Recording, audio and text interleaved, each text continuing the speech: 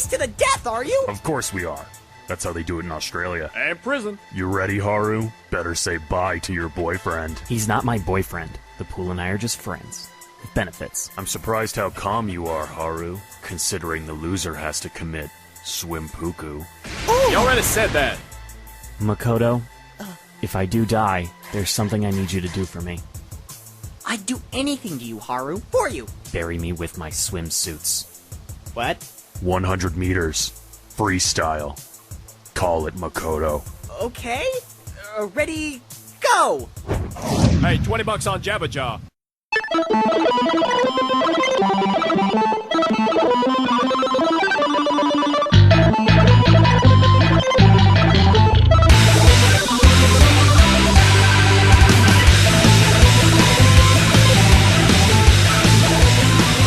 Hello and welcome to another episode of the Rollin' 20s. We are the crew that tried to join the X-Men, but they took one look at us and said, no way, too weird.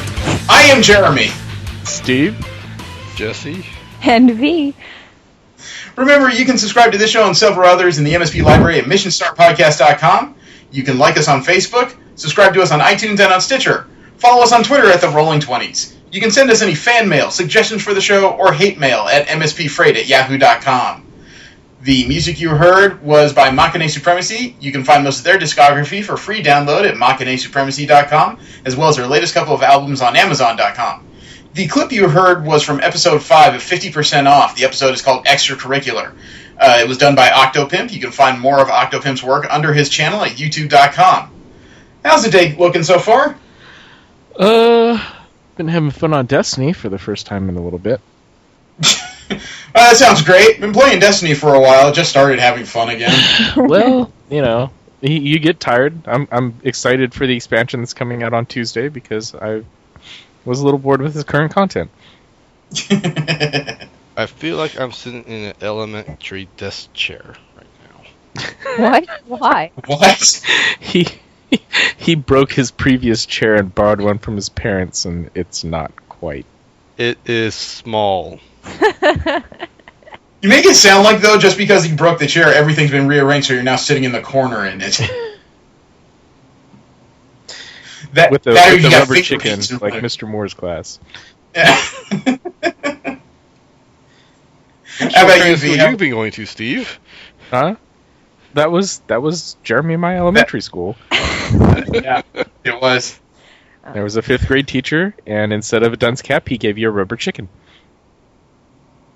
Okay. Nothing like confidence for kids. How are you doing, V? Oh, just woke up, took a quiz which told me I have a PhD level of education, which is flattering considering I didn't graduate college.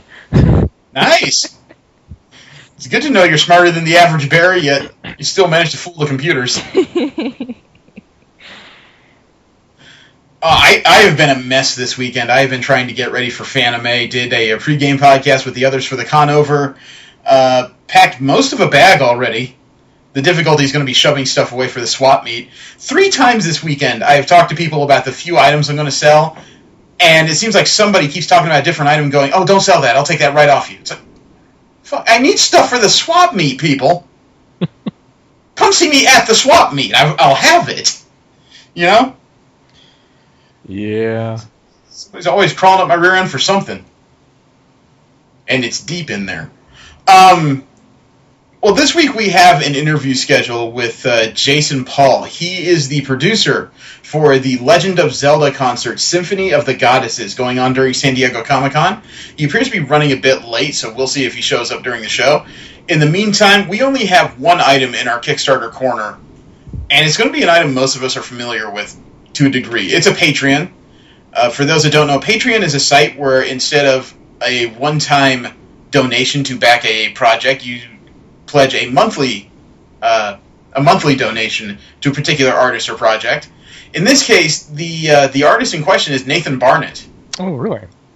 Yeah, he's opened up a Patreon. If he can get $1,000 per month, he will restart Talking Classics, his Keith Apicary character. Oh, nice. He's currently got 114 patrons, and his monthly tally right now is $441.84. Wow. So hopefully he can bump that up, because I miss the Keith Apicary stuff. I know that the the proposed shows on, I think, Cartoon Network have not gone through, and I've missed this character. Yeah. You know, he told some interesting sight gags when it came to video games and retro gaming. Well, I still But remember the- that first music video that came out, and it took the a four long bright time buttons? for me to realize that he was actually playing a character, and he wasn't just actually some kind of super nerd. Yeah, 4 bright buttons. I'm the one that brought that to you and just said, I like this guy. You know, he puts it all out there. He's got a terrible list, but he's still making music. That's awesome. The second video, he's threatening to stab his ex-girlfriend's boyfriend with a sword or something, and I'm sitting there going, okay, I've been had. I've been completely had. So, yeah, you can find him under Nathan Barnett on Patreon.com.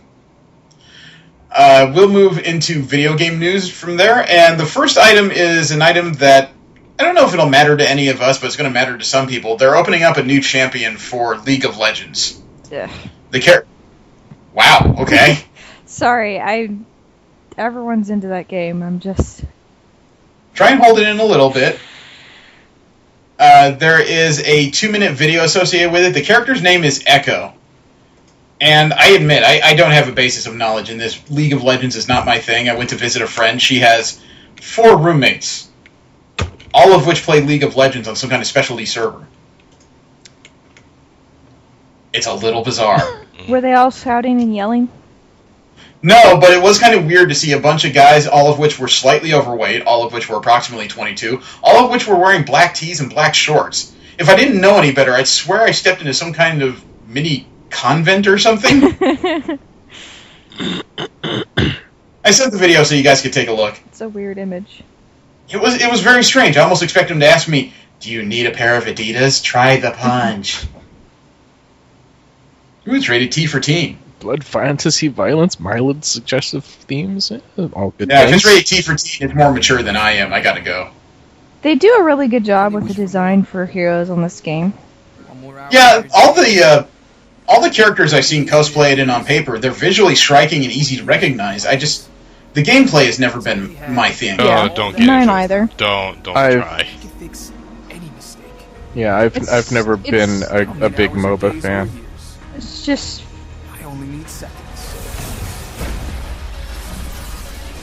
Okay, does he... Oh, he manages time. Echo, gotcha. Makes sense. I figured as much. And the character designs are first rate, always. Yeah. Actually, just looking at the animation here, they should think about making a League of Legends movie. This is kind of cool. There are too many heroes. Do you think World of Warcraft was bad? They're worse.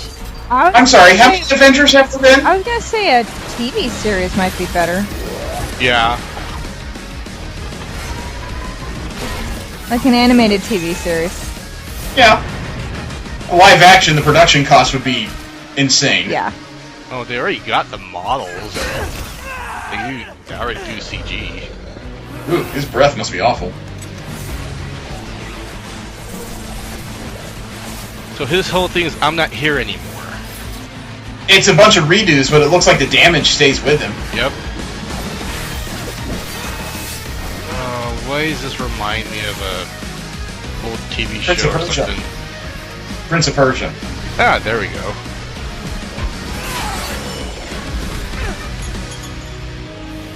He's got one of those paddle swords. Nope, couldn't get it up. Here's the thing about time. If you can't make the most out of any given moment, you don't deserve a single extra second. Oh, that's a very poignant sound. Oh, you read it. you put the wall back. That's cute. Yep. Yeah, Easy well- start of the fight. That wall's important. Nifty video. Not enough to make me say I want to play League, but nifty video. Well, they got interesting lore for all the characters. Yeah. Well, somebody may disagree. There is a League of Legends pro who recently quit. His name is Austin Shin. He's known by the gamer tag of Link. And as of May 13th, he quit the game. Okay. He wrote an 18-page document that called out nearly all of his former teammates, coaches, and the game itself. Someone's a little bitter. Yeah, he didn't just burn his bridges. He set charges on all of them before he left, it sounds like. He was one of the 5 starting players for the North American team Counter Logic Gaming. He'd been with the team since December of 2012. And apparently he covered all of his history. He said in one section, quote, "I was in a position of power, yet I didn't have the full trust of my team," unquote. Under his reasons for leaving, he wrote, quote, "Don't know if I can give it my 150% next split. Too much work and burden on me, and I doubt it's going to get better. Only wanted to play one more split minimum and compete and do well at Worlds, ideally win. Me being greedy, and I recognize a team doesn't just magically come together and win Worlds. I was promised change, and there wasn't going to be any, so me leaving is pretty much the drastic change. A coach doesn't magically solve all problems, I think." And his last remark was, "I'm pretty much done with League. Because North America is terrible, and League of Legends is devolving into a game I don't even recognize anymore. No one even plays it properly. Laugh my ass off," unquote. Wow. So he just took this little dog he'd been nurturing and shot it in the face. Well, to each their own. I mean, nobody's going to force him. He even singled out one of his teammates known as Double Lift. The guy's name is Will Yang Peng.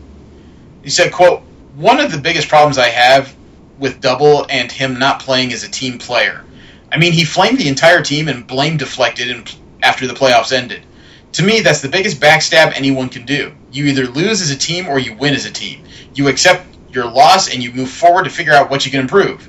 To blame your team and say there's nothing you could have done equals telling me you will never trust your teammates," unquote. And I had to add a lot of words into a statement because he's missing a lot of participles and pronouns. You know, he basically wrote his statement like an 18-year-old texting on the phone. Well, I'm probably going to say English isn't his first language, so... Well, he says he's from North America. No. But he plays North America. That doesn't mean he's from North America. Sounds like he's... Yeah. He ended his statement with, quote, "This CLG isn't a team. It's just 5 players trying to work together," unquote. Oh, that sounds like the lineup for a underdog story. Movie. Yeah, watch. Yeah, they come back together and win the championships, and they just throw it in his face. All you need is a Def Leppard montage. Let's move on to a video game that we do have an interest in. Batman Arkham Knight comes out as of June 23rd. And last time we saw a clip from the game, we saw that there are going to be other characters in there, and they apparently have some kind of tandem work they can do. Thankfully today, there is a video on YouTube that they call Arkham Insider. It's on the channel of Batman Arkham, and it's a 7-minute video that apparently does detail dual play.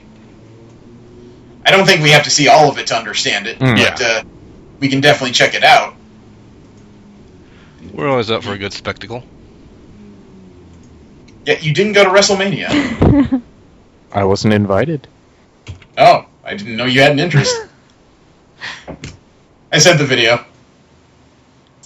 Rated mature for blood, language, suggestive themes, and violence. Welcome to Hot. Studios and episode 5 Inside. That's a good start when they're holding a baseball bat. Yeah. You are going to watch this video or I will beat your skull in! From an Arkham superfan.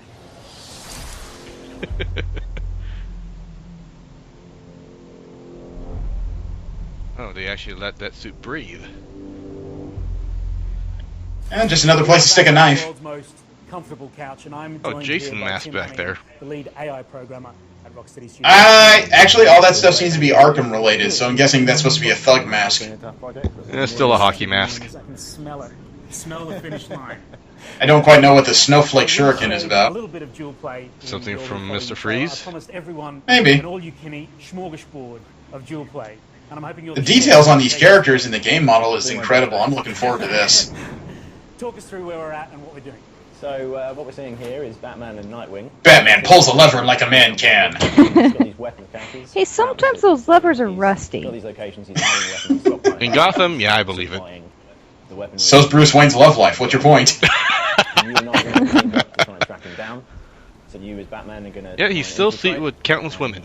Join up with Nightwing inside the cache to take... Not lately. The more I read of Batman stories, the less I see of Bruce Wayne. It's more and more Batman now. Always straight into combat. So obviously the big goal with our combat system is always to go straight into combat. I've seen this There's a combat. lot of bad guys in that room. Talk us through what happens. That's a lot of bad guys. Yep. Nothing we haven't seen before. Both fighting at the same time. Oh, sort of. You see the other character flipping around there? Oh, yeah. At any point, as Batman, for example, you can switch to Nightwing, and the AI will switch to take control of the other. I've watched this video a couple times. You can actually switch characters on the fly. There's an enemy over by That's Nightwing cool. to take out. You can switch to Nightwing, you keep your combo. If you've got your special charged up, you can instantly use your super combo takedown on that fight. And during the course of this video, they show off a few of the combo takedowns. The first one is my favorite. He just tosses him in the air and watch what the bat does. Wow. When you've got enough... ECW! ECW! Dude, these people are not knocked out. They're like... They're dead. I agree. If you grab somebody by the ankles and Hulk swing him over your head, you know, he's not unconscious. He's probably missing at least a few... Ow! Brain cells. Yeah. It's like that flying punch there, you know. You take that, you forget who your mother is. Even with that clunky ass helmet. You know, considering they're in Gotham, that might be a good thing to forget. So, working heavily with Sefton, working heavily with everyone on the team who's got input into how they want the game to progress. Back in the video, and there they go swinging. Oh, there's a big one. It always seems like when Nightwing does a combo, he sets them up, and then Batman comes through and just kicks the shit out of their skull. He's always been singing bananas, so... Yeah. My only complaint with these games is the bad guys seem like they're waiting for their turn. Well, you know, if you grew up watching Bruce Lee did the same thing. I mean, come on. You can always crank the difficulty. Yeah. It's all because of the input we've had from the team. And you can see some of them are trying to attack 2 or 3 at a time. Did he just throw his stick? Yes. Yeah, threw a truncheon. Batman and Nightwing completely. Ricochet Daredevil style. Epic-looking fight. The number of you know, enemies that we've got in combat. They are actually having different fighting styles. Oh yeah. Oh, kidney kick. That's one of the things I got from the video is that it looks like it's interesting to play Nightwing, but without the cape, you can kind of see some of the strange movements in the character models. You know. Awesome job with this, but I know you're busy. He seems a little stiff. I do indeed. I didn't notice that. I'm going to leave it there because now it's just fan questions in the video, but that makes me more excited about the game. That's what videos are supposed to do. Yep. Agreed. And we also have a little bit of news about Nintendo. They're working on their next project. As we know, it's codenamed the NX, but we don't know what exactly that is. There's word going around from Nintendo CEO that apparently their next console may be region-free. Yeah, I heard about that. Would be Region-free? Yeah, in other words, consoles are usually... Region-locked. They have some kind of chipset where they're region-locked. You know, you can only buy games from a certain region to work with systems from a certain region. For those people interested in Japanese games, you can't just buy Japanese games and shove them in your American systems. They don't work. The Nintendo CEO, Satoru Iwata, said in a recent Q&A, quote, "The company is internally analyzing what hurdles exist to lifting region locks to determine if being region-free is viable for the NX. He said he wants to give the request positive consideration, though the company has nothing concrete at the moment," unquote.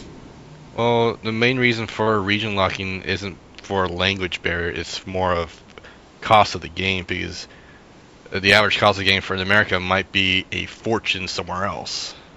That's not the only issue in region locking. It has to do with societal differences, too. You know, things acceptable in Japan are not acceptable in the U.S. So there's more than a few reasons it's done. I understand them all. I can't say I agree with them all, because goodness knows we should probably learn something about other societies in this fucking country. But, you know, it's all through different people's prisms. I'm a little surprised they've announced a new Castlevania game. Yeah. Which one? They're calling it Bloodstained, Ritual of the Night. It's going to be a 2.5D action game for consoles, and it's going to evoke the same kind of feel as the original Castlevania games, but with a massive enhanced graphics engine. There's no videos to show you, but I can show you one screen capture image that was put up on Kotaku.com. and it's impressive. It looks like the main character is going to be female in this game, but it does have this side-scrolling style imagery of old-fashioned Castlevania games. Mm-hmm. Take a look at this. This is impressive. Yeah, if I recall correctly, it was actually on Kickstarter initially, but the guy who was doing this is also the guy that did Castlevania for Konami. Well, according to Kotaku, he was asked if he was going to crowdfund his next game, and he said it was an option as well as venture capital.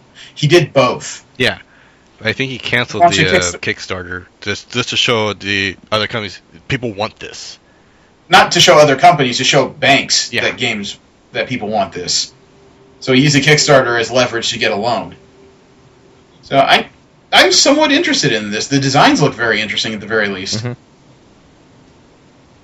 I don't know if it'd be very different from Castlevania games. I admit, I've not finished one. They tend to be... as I was growing up, they were in that perfect area where they were just a little bit more challenging than I needed at the time.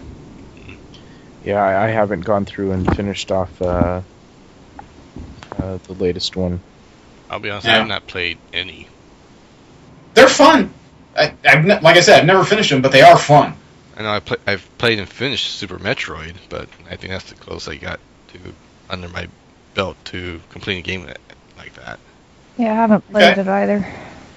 Well, speaking of fun games, there's finally a release date for Kingdom Hearts 3. Oh. When is it? February of next year. They're not getting more detail than that because they're holding off on specific details until the E3 Expo coming up in June. But from a story on Latin Times, there is supposedly 9 details to learn about Kingdom Hearts 3. The first one is the release date, and it can now be confirmed according to Cyberland that Kingdom Hearts 3 will be coming out in February of next year, as well as gameplay and cinematic trailers at E3. Cool. Item number 2 is that the E3 2014 trailer for Kingdom Hearts Remix 2.5 is actually the opening scenes from Kingdom Hearts 3. Really? Yeah. I'm going to have to check the internet now and find out what they're talking about when it comes to that. Kingdom Hearts, item number 3 is that Kingdom Hearts 3 will be using the Unreal 4 engine. Item number 4 is that Sora and Riku are going to get new outfits again. Of course. Number 5, the Keyblade can now transform. Oh. That's a new one. Yeah, that means Michael Bay's going to ruin it. Wow. Kidding. No, apparently this time around, the Keyblade can transform into other weapons such as guns.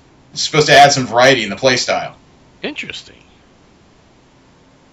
Item number 6 is that for the first time ever, Kingdom Hearts is going to be multi-platform. It's coming out on both the PS4 and the Xbox One. Smart. Yeah, it's going to be the first Kingdom Hearts game that's going to be on a Microsoft platform. Wonder if that means they'll re-release the prior games on Xbox then. That would be nice. It would be nice, but I'm not sure how well they can code to the Xbox setup.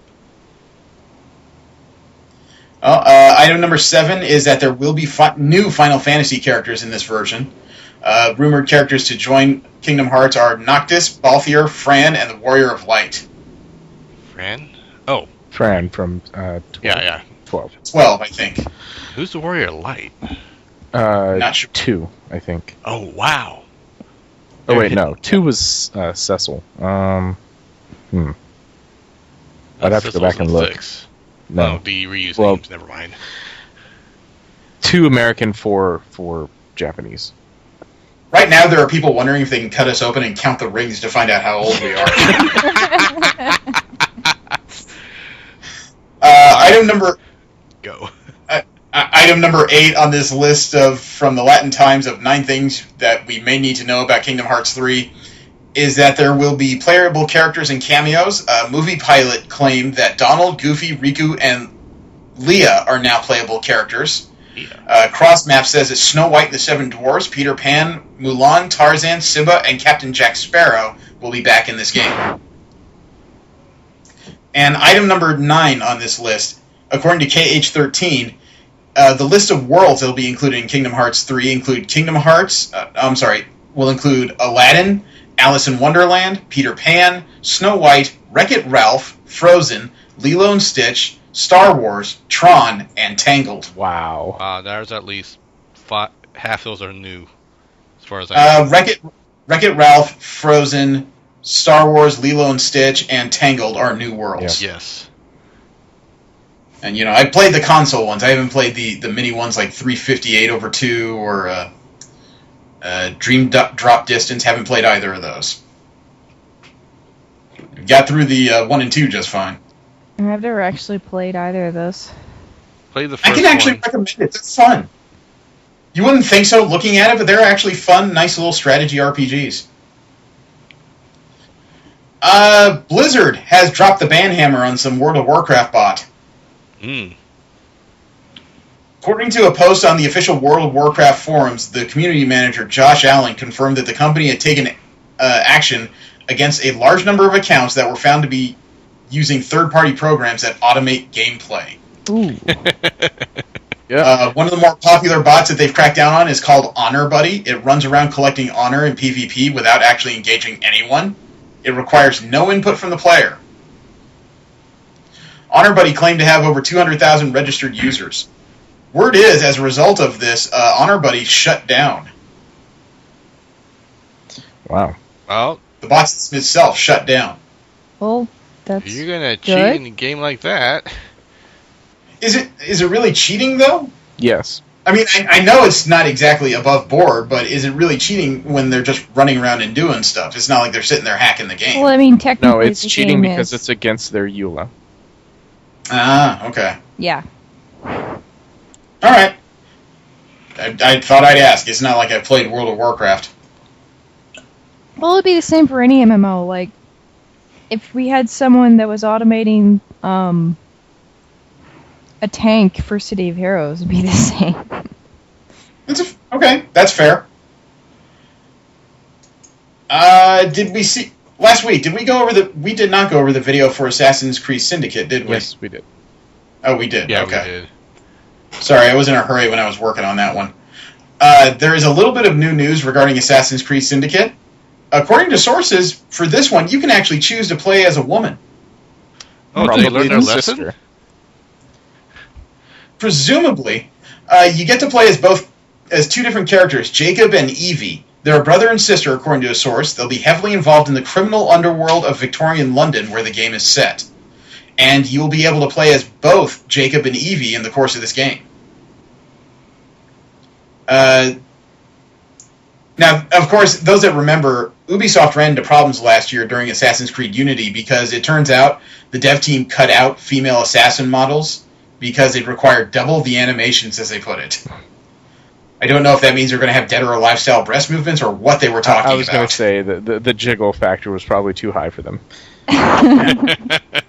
Now, I mean, if you can play as both of these characters in the campaign, that's great. There's still no answer as to what you can do when it comes to multiplayer, if you can choose a female avatar or not. Is multiplayer an option in the new one? Multiplayer's been an option for these games for quite a while. You know, and that's part of the allure, is that multiplayer is not just PvP. A lot of the times, from what I've been observing, they set you loose in a cityscape, tell you to kill somebody, and you got to be the first one to reach it, and that could even mean killing the other assassins trying to get to this guy first if you spot him. So it's very much a cat and mouse style game of PvP.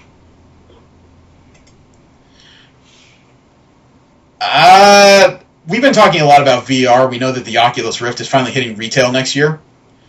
Gizmodo had a list of virtual reality experiences that make you feel like a superhero. It should be interesting. Yeah, the list is you are Iron Man, visit the Batcave, become a cybernetic avenging angel, fly around town as a cartoony secret agent, curve a bullet, enjoy echolocation, wield a lightsaber, and fly like a bird. The fly like a bird one is kind of awkward because it involves not just VR, but setting you up on this weird table on a bunch of pneumatic pistons and rods with a fan in front of your face and these boards that I guess control the wing movement. That does sound weird. Yeah, it's one of those things I'm sure it looks like a very interesting experience, but at the same time, if anybody's just staring at you, you look like a goddamn goon. Take a look. I love the fan. That looks awkward. That looks interesting to play, but yeah, awkward. But do any of those videos stick out? Is there one that you, in particular, you might want to see? How about You curve a can say bullet? no. Okay. Let's see. Bullet curving. There it is. It's Vimeo. There it is. Oh, look at the beard on that guy. He put work into that. You're jealous, aren't you? No? I don't like chin straps. Art on this is interesting. It's all polygonal. Yeah. It's pre-texture. Presumably. I don't know if they're going to add much more to it. VR would take a lot of processing power. Yeah.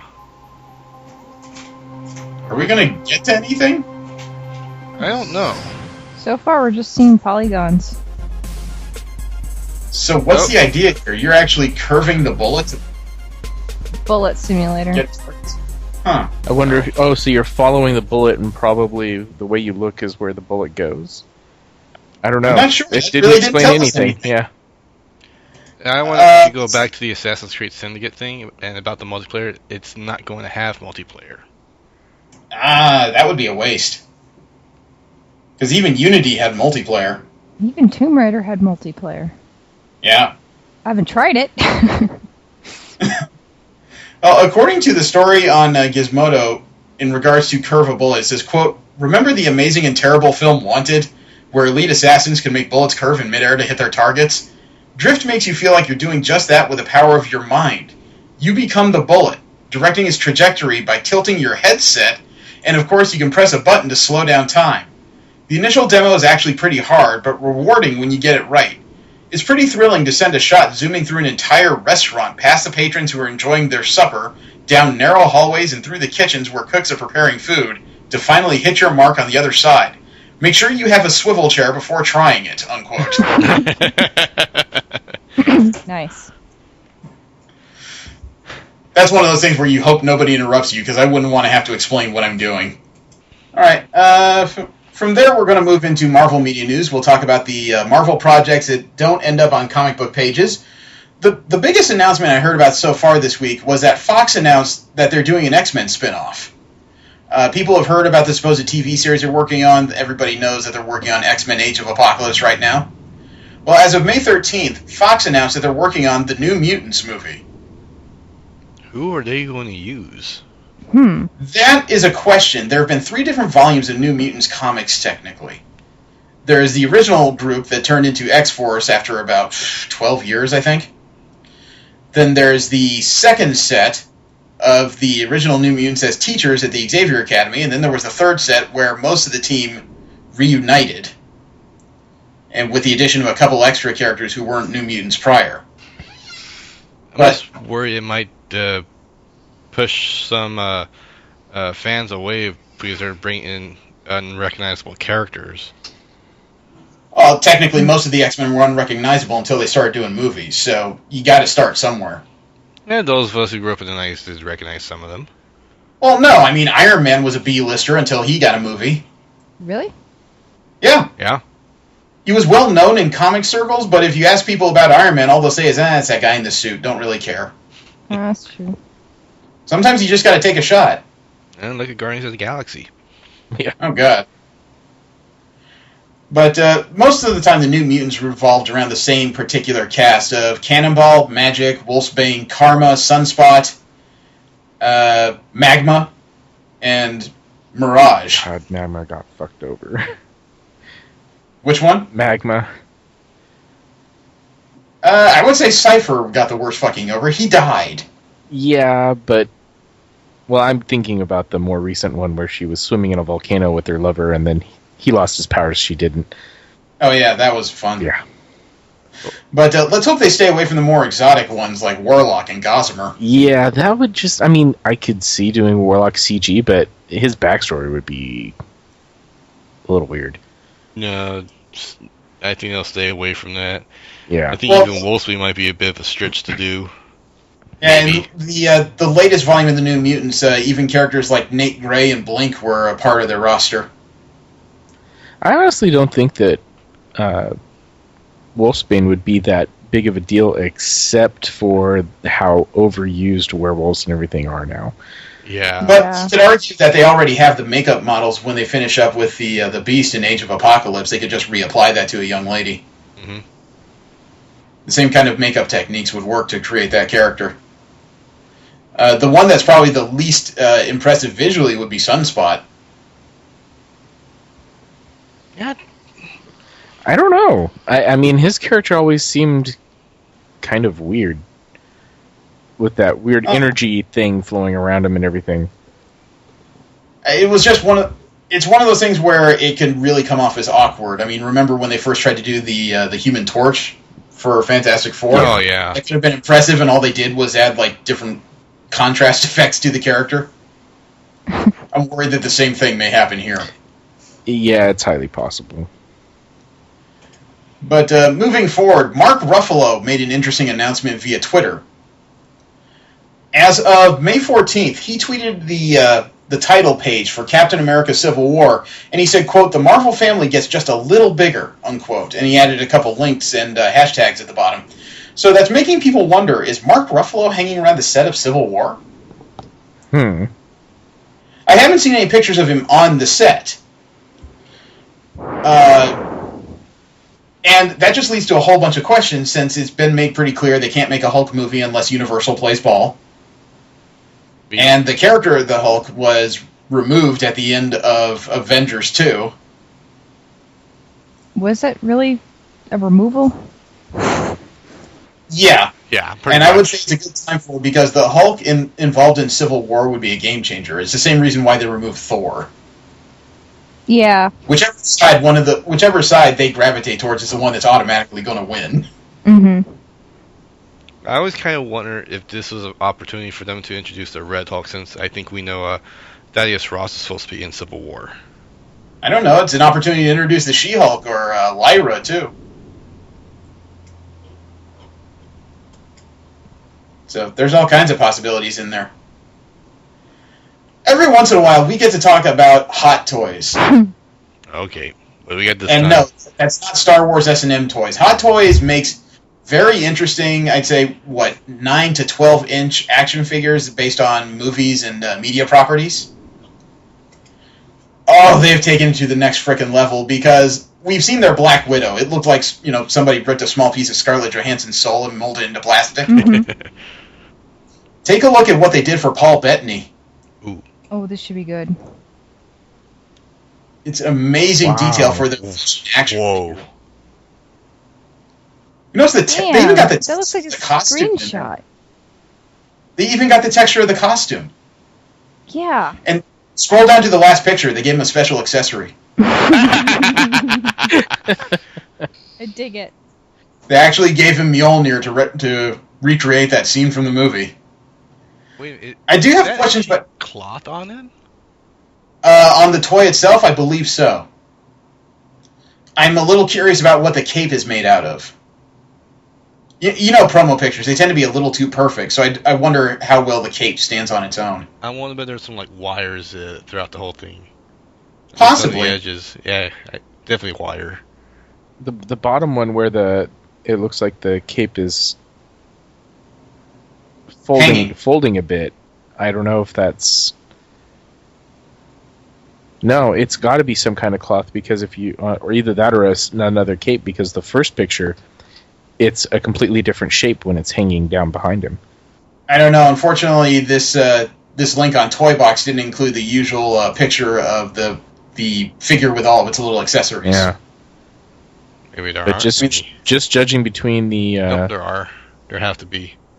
The second picture and the final picture, it's either two different capes or it is. I want to bet that there's a wire on the edge of the cape. Yeah, that would make sense. Yeah, actually, I think you can see it in the second picture. Yeah. Well, if this is anywhere similar to the prior toys based on the Age of Ultron, odds are this is going to retail somewhere between $200 and $250. Damn. They make detailed stuff, and you got to pay for it. They work hard on these. Well, worth it. Yeah. Well, Marvel may be very close to signing their Peter Parker for their new Spider-Man movie in 2017. Oh, yeah, I saw that. Yeah, Deadline is reporting that Asia Butterfield is in early talks for a contract with Marvel Movies. Asia Butterfield, he's the one who starred in Ender's Game a couple of years ago. Oh, was he Ender? Yes. I guess he's older now. Well, they gotta hurry up and do something because they're already filming Civil War, and word is Spider-Man shows up in that movie. Wait, wouldn't Asia Butterfield be too young for... I'm confused. They're actually doing it from the high school years of his life. Yes. Okay.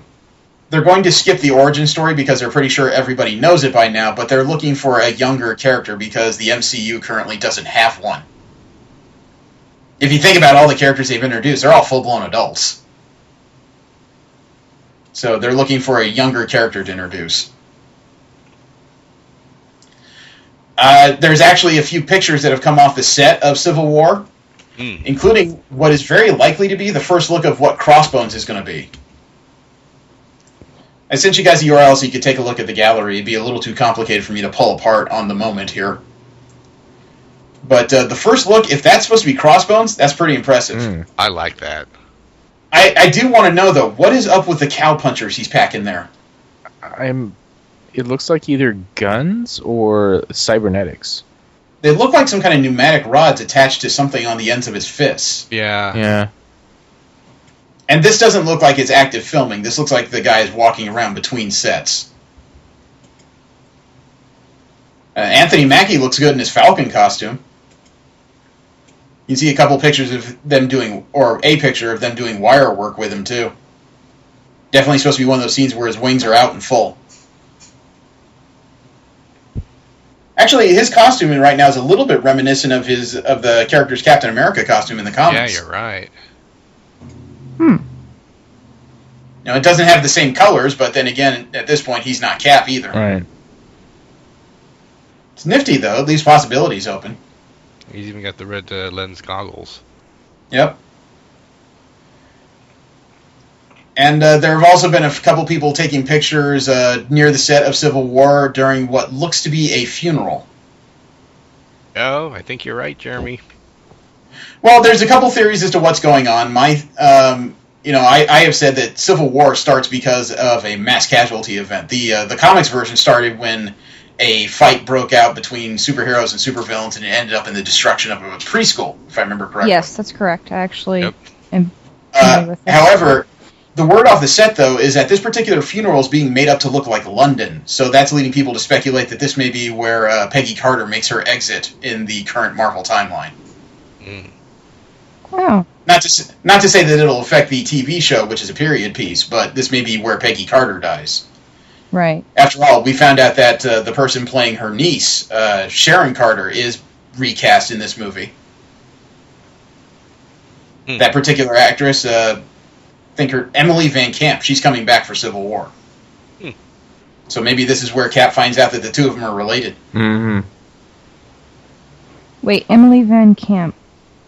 She played Agent 13 in Captain America Winter Soldier. Oh, okay, and he didn't know previously? Well, she never mentioned her name. He just found out that she was an agent after Fury got shot in that film, if you recall, and then he never saw her. That's right. I need to see that again. Chat. Yeah, they didn't chat. There is a report that the filmmaker behind Selma, the recent biography film for Martin Luther King, they are in talks to direct either Black Panther or Captain Marvel. Oh. Interesting. The director of Selma is a lady named Ava DuVernay. And she may have her choice between the upcoming quote-unquote diverse movies. According to insiders via Newsarama.com, she's leaning more towards Black Panther at this point. Makes sense. I never like it. Yeah, I never like it, though, when people say according to insiders, because all that means is what we think we know is... If you're not going to put your name behind it, then why even start talking about it? But, whatever. Speaking of Haley Atwell, though, it's been announced that Peggy Carter is coming back for a season 2. Oh, nice. That's awesome. That news has surprised a lot of people. I thought it was a miniseries. It was supposed to be a one and done, but the series actually gained in ratings as they were showing it between or during the season break for Agents of S.H.I.E.L.D. And not only is it season 2, but they're changing locales for the next set of episodes. The character of Peggy Carter is being taken to Los Angeles.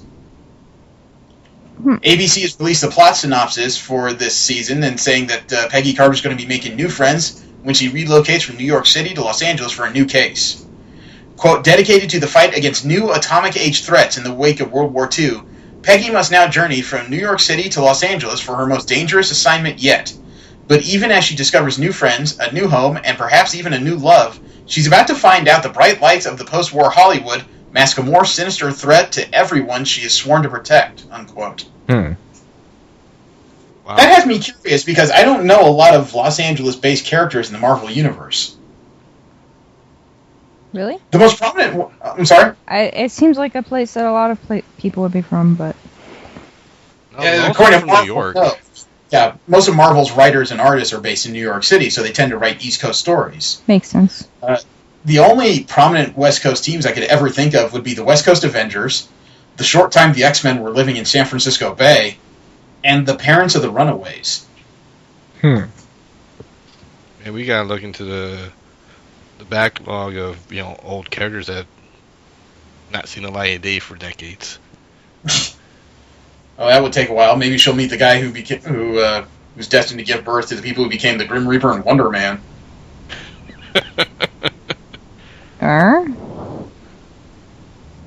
Long story, an Avenger and his brother are their own worst enemies. Okay. Michael Fassbender's been talking a little bit during the filming of X-Men Age of Apocalypse. He's the one who's Eric Fletcher or Magneto during the rebooted movies. Mm-hmm. And as it turns out, his contract is up with this movie. Okay. He told Variety, quote, "The contract is in 3 film deals, and this is the last of that. But I'll be curious to see what happens next." He also did go on to say that he would like to shoot 100 of these movies. I bet. It looked like it was fun. Fassbender is one of those guys that's uniquely talented for the role he got chosen for as Magneto. I mean, he's a German citizen, speaks fluent German, too. And he just so happens he gets cast as the world's most powerful Jew. I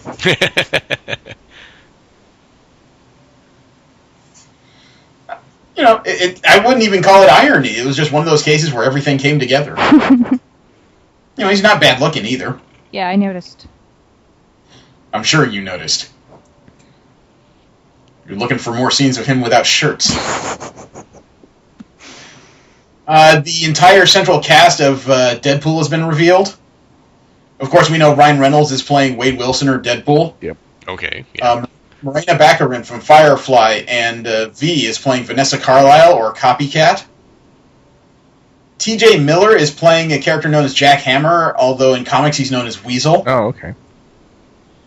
Gina Carano, the MMA fighter, is playing a lesser-known character called Angel Dust. Ed Scarron is the villain of the film. He is Ajax. And Brianna Hildebrand is playing Ellie Finster, also known as Negasonic Teenage Warhead. These names are... Right? Well, I mean, they're all Deadpool characters of one sort or another, that is for sure. Did he name them all? No, Negasonic Teenage Warhead was just an example of a teenage goth naming herself after a music title. Oh. That's the title of the song. That kind of makes sense, actually. Yeah. That's the title of a song. Angel Dust is not a character I'm familiar with. I would have to look that up. And also, speaking in regards to the Deadpool film, did you see the tweet that Ryan Reynolds put out about 6 days ago? No. Sorry. No, it wasn't a tweet. It was an Instagram. Oh my god, did this get a lot of attention. Either this happened during filming or they were taking promo pictures, but either way, he knows how to get people riled up for this film.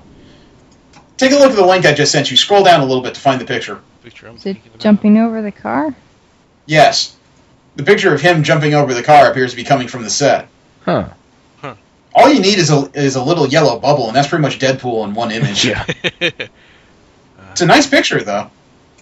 Angel Dust. Streets outcast mutant from Chicago won the as a Morlock. Morlock, huh? Yep. She doesn't look like a Morlock. Morlocks tend to be the ones that can't hide in public. Like us, apparently, since we're too weird for the X-Men.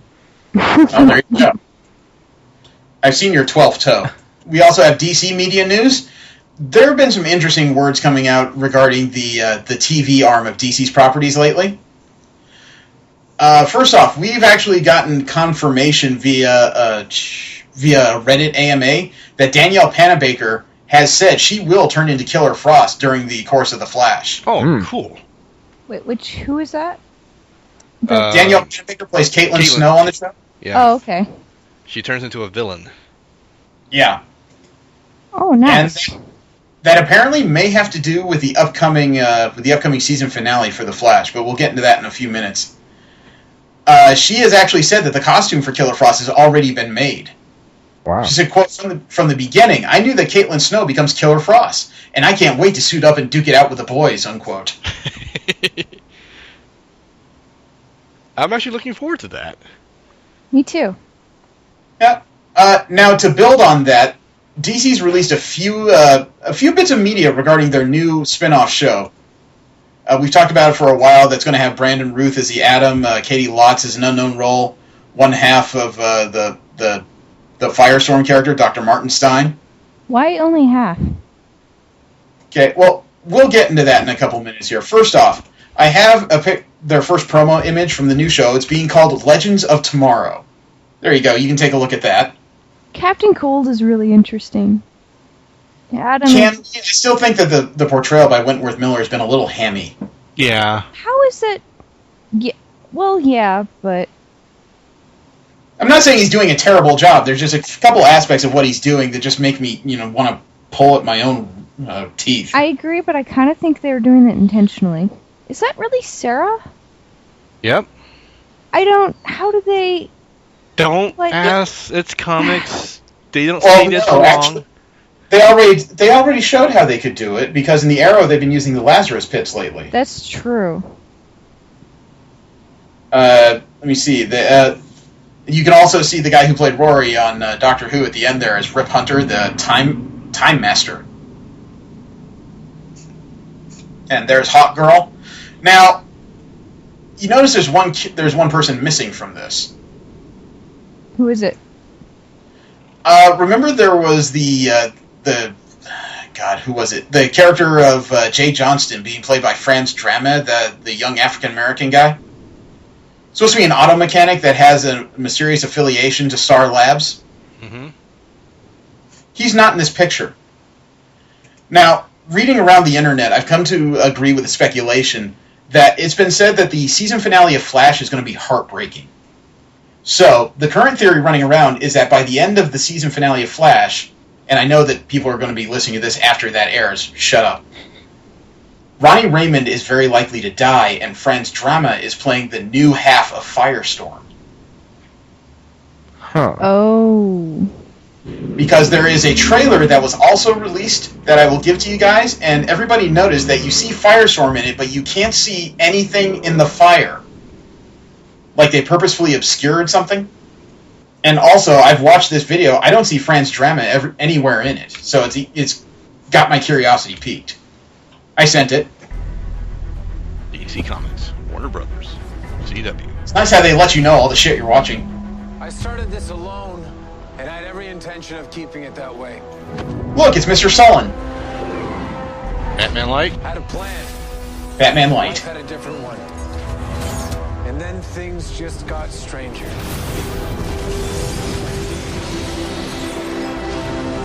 That wasn't a quote from the episode. Lightning Boy. Wouldn't that be the twist? He became Lightning Lad for the Legion. Some old partners. Commercials. Wait, here's where it changes. The truth is that sometimes we're not enough. Sometimes the world needs a team. You call this a There you go. Now, you notice in this picture, there's no Ronnie. A girl with wings and a past lives complex. Yeah, have we met Hawk Girl before? Nope. No. She's supposed to show up as of the season finale of Flash from what we've read before. White Canary. And she does come out of the Lazarus Pit. A pair of criminals. And Iron Man Light. More tech than he clearly knows what to do with. I know exactly Iron what to Man do with it. that is much charisma. Most of the time. Almost, I'm not half quite. a hero, and Actually. my other half is combustible. Yeah. Okay, so we've established from this trailer there's Firestorm, so you still don't see the Armel cousin. His name is Vandal Savage. Oh. He's been alive thousands of years. Yep, Vandal Savage, they just said the key words. Commands the most powerful army the world has ever seen. So now we know the villain. Yeah. Because one day you do. Rip Hunter. I'm from East London. Oh, and the future. I'm a member of the Time Masters, an organization charged. Do you think that he's going to channel any of the stuff he's been working with prior for this character? Oh, fuck yeah. That's gotta be why they hired him. You people become a team. Also, he's much sexier in this. Not that I'm... He still looks a little weird, but... It's hard for him to be less appealing from the prior character. Yeah, exactly. So, we will have to travel through time to stop him. Oh, we're getting... Oh, I knew they had to go already. Yeah, they're going to fight this army across the ages, it sounds like. It should be very action-oriented. That could be interesting. Well, not that the current show... DC's versions of the Exiles. Actually, somebody said the Justice Society. Why did you say that? Robot Foot. I can't imagine any kind of future where I'm a hero. Well, you're not. In the future, none of you There's are a hamminess. heroes. You're legends. I really think that's intentional because none of the other characters are like that. I've seen him other things to know he can do. No. There's Firestorm again where we can't see his head. Right. I think the internet speculation is pretty good. I think we have a new Firestorm. And that would explain why she would go. Dead. Nope. You were just small. You don't believe me? Oh. Just watch. Oh, nice! Finally he's going to get to do that. I always thought the CG on that scene was a little awkward. It doesn't look like a person. Yeah, but oh well. I'll give it a shot. I'm not having high hopes for it, but... I'll watch the first few. I just hope it doesn't turn into Arrow 3. Now, too many bright personages for it to be Arrow 3. Yeah. We'll You know, see. the darkest one there is Sarah, and she's not all that dark, actually. Somehow. Well, somebody asked what the character of White Canary is. In the comics, White Canary is the Black Canary's nemesis. She's a specialty assassin who's been trying to kill her for a few years. Obviously, for TV, they've changed a couple things. Obviously. Yeah. So Katie Lotz is returning as her original character from Arrow, it appears.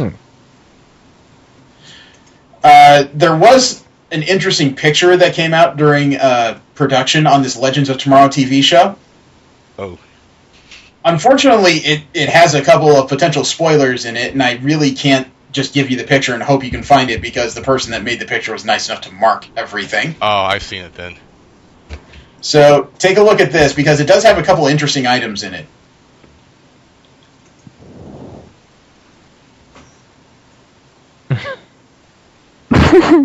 Mm-hmm. Yeah. Now, first of all, sitting in the sphere, you notice who that is. Yep. Right. Leo Barthon. Yeah, it's Tom Cavanaugh as the Reverse Flash sitting in the Time Sphere for some reason. With a very excited look on his face. It's just unnatural. He's going for a ride. Yeah. I love that hat down at the bottom there, though. Yeah, a lot of people have gotten excited now that they've seen that. Yeah. V, I'm sure, is just confused. I am. That is the hat of the character named Jay Garrick. He was the original, the very first Flash in DC Comics. The character came out in the 1940s. That's cool. And that was his helmet. Yep. He was dressed up like Mercury. Yep. So a lot of people are excited, although it's as far as I like the reference and everything, but wouldn't that also kind of break the current continuity that they've got going? Because nobody's ever seen a speedster before until the Flash came along. Right. The Barry Allen Flash, I should say. It's a question. For all we know, it could be just one of those items that's eventually going to be hanging on a wall somewhere for a bunch of people to go, ugh! Yeah, we could hope that'd be probably the best case scenario instead of creating so many continuity errors. Yeah. Now, earlier we talked about Hot Toys. Another toy company we tend to talk about a bit is Square Enix and their Play Arts Kai line. Okay. They tend to come out with bizarre versions of superheroes and supervillains that just... They're visually interesting, but very confusing at the same time. And that is exactly how I feel about their current version of Batman, because frankly, what they've built here looks like a Final Fantasy villain. Square Enix. Oh, I sent it so you guys could take a look, because this is the most cracked out Batman I've ever seen. Holy shit! It looks like a cross between... What the hell? A Nazgul? Oh, it was...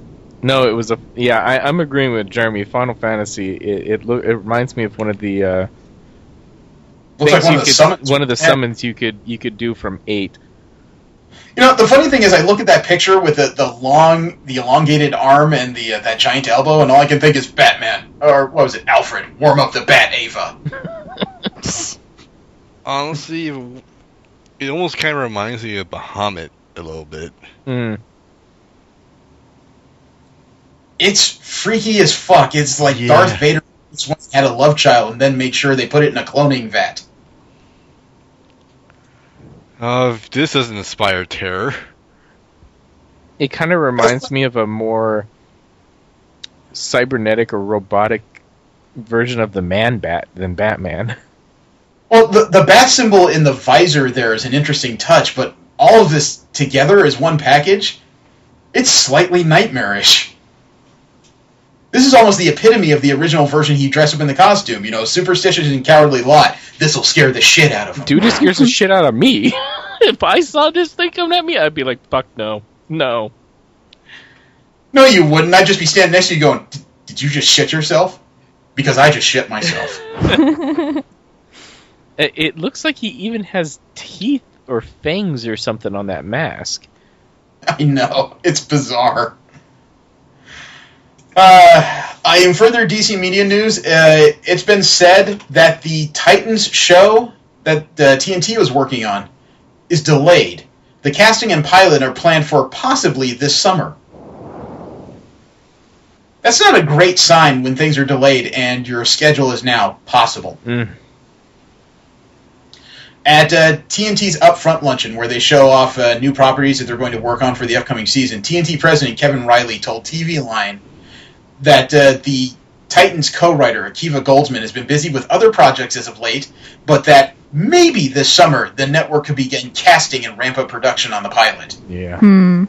So, quote, I sat down with Akiva and said, and he ultimately agreed, that the TV landscape right now is well-serviced on the superhero front, so what space is this going to inhabit? And really, what he wants to do is to be very true to the source material, unquote. So, we're going to get a bunch of teenagers. Yeah, I could see where being true to the source material would be very exciting for some people. In my case, that's a bad thing. Because this is TNT, after all. That means it's very, very, very unlikely that this will be related to any other DC property currently on TV. So sticking very closely to the source material could pull this thing down. After all, if you've got Nightwing and you don't have a Batman, you're fucking up the story. Let alone the complicated story of Starfire. Oh, it could be boiled down to a bad romance thing. Well, that's the problem with the Teen Titans, is that if you're going with the true to comics version, half of your characters are not going to make a lot of sense, because most of the original Teen Titans, actually I think all of them, were sidekicks to existing superheroes. Now, the first 5, if I remember correctly, were Speedy, Donna Troy, Superboy, Robin, not Superboy, and Kid Flash. And I don't believe Superboy was one of the originals. I said, if I remember correctly, I don't read many Titans comics. But still, the entire reason the Titans came together was because they were looking to be superheroes, not sidekicks. And all of those characters kind of require part of their identity to come from their mentors. If you start writing this story and you don't have access to their mentors, it's a half-assed story. And then what are your choices after that? Well, maybe we can start using Cyborg, except they're going to start using him in the movie, so people are going to get confused there. Or you can get into the complicated characters like Jericho. Raven. I've never heard of that character. Jericho's the son of Deathstroke. Okay. One of his children. One of 3, if I remember correctly. You know, there's all kinds of difficulties there if you're going to stay very close to the source material. Robin, Kid Flash, Aqualad. Those were the TNT head actually expanded on that, saying that the Titans was, quote, a groundbreaking property when it first started. There were consequences to things that happened. It wasn't somebody died and they moved on. There was the first superhero to be an addict. It's a coming-of-age story for Robin, who feels like Batman betrayed him, unquote. Oh my god, is it going to be an angsty teen story? Oh boy. And wouldn't that be awkward if your first story is about the time that Speedy was a heroin addict? You know, you pan in on Titan's Tower. Hey Roy, how's it going? Fine. Can I sell your VCR? I'm just thinking that Speedy and heroin addict, it just, it kind of... It works. Yeah. Does it, though? But that's not the only DC property being worked on. We have a trailer for the new Supergirl TV show. Oh. It should be interesting.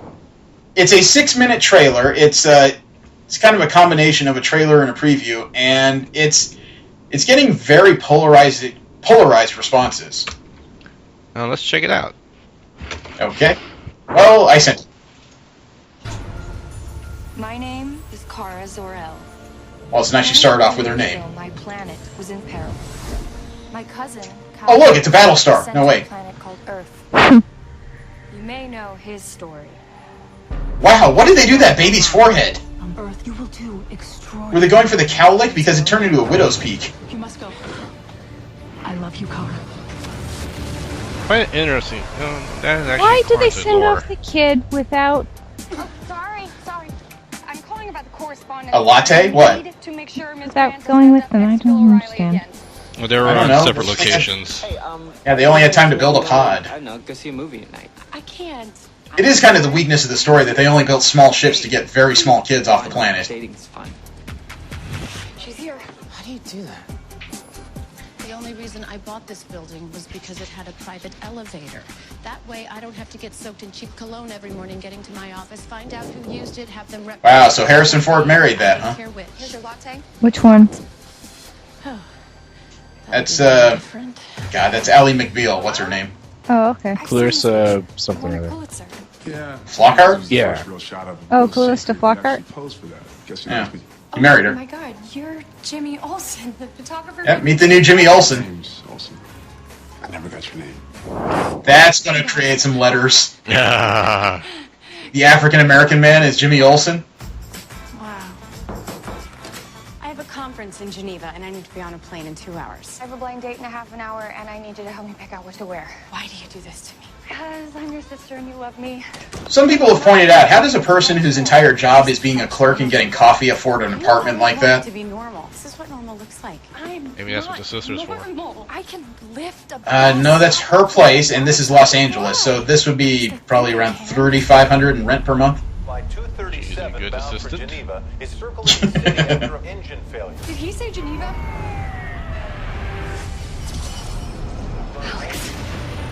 One thing I've learned about TV shows is that relatives should never travel. It doesn't go well. I guess she hasn't flown very much. That's supposed to be the premise of the show, is that Supergirl is finding her role in the world.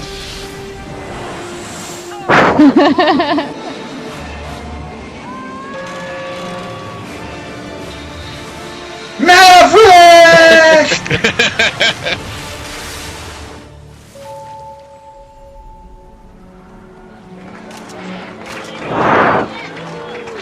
no secret identity. Somehow she still has one. You exposed yourself. You're out there now. That doesn't sound right. You exposed yourself. And you can't take that. Pull up your pants. I don't want to. Media magnate Cat Grant dubbed National City's new female hero, Supergirl. We can't name her Cat that. Grant. Oh. We Yeah. didn't. Shouldn't she be called Super Woman? What do you think is so bad about girl? I'm a girl, and your boss, and powerful, and rich, and hot, And a smart. bitch. So if you perceive Supergirl as anything less than excellent, isn't the real problem you? The odd thing is, for such a bitch character, that's an actual compelling argument. Well, the thing is, bitchiness is relative. She's being direct and blunt, which is admirable. Oh, Kara, that's why you're not into me. This is great news. I'm not gay. I'm her. The woman who saved the plane. This really feels like Felicity with superpowers. Right. Kara, what are you doing? Hey, Kara! Because all helipads have ledges or walking boards right to the end of a building, don't they? I'm not flying around saving people in this thing. Whoa! Where's No. the cape? Capes are lame. You can tell your cousin I said so. Actually, never do that. So, to be a superhero, you need a crime. There's a car chase on the 112. And a non-vinyl skirt. How about a little bit longer? A cape aids with aerodynamics. I should have thought of that. A cape aids aerodynamics? Have you not seen it? Hope so. All right, the new cape is made from a structured polymer composite. It's much sturdier than... And, this one has the S. He's having cosplay fantasies. It's not nice. It's my family's coat of arms. The House of L. So, has she said hi to Superman? I don't know. She hasn't said that the S means hope yet. Nope, it's a coat of arms, apparently. Great. Is that what it is? Darkest nightmares. I can help you stop them. I don't trust aliens. You want to help? Go back to getting someone's coffee. Wow. Kara, it's me. I know what you're thinking. But the world needs you to fly. This is where I started to kind of check out on this, because somebody with as much Supergirl has, being told off once is enough to break her confidence. Well, she's obviously insecure. Insecure is not the word. I didn't travel 2,000 She's a doormat. An assistant. People of this city will die. But it could be interesting to see her Make sure you win. grow. Oh, that. I don't know. It's just, you've got one of the strongest females in DC's pantheon, and she started off very mewling. Well, again, this is her coming out. My cousin wanted me to do Yeah, this. like, I could see her heritage and all that causing her a mess of Here, from him. complexes.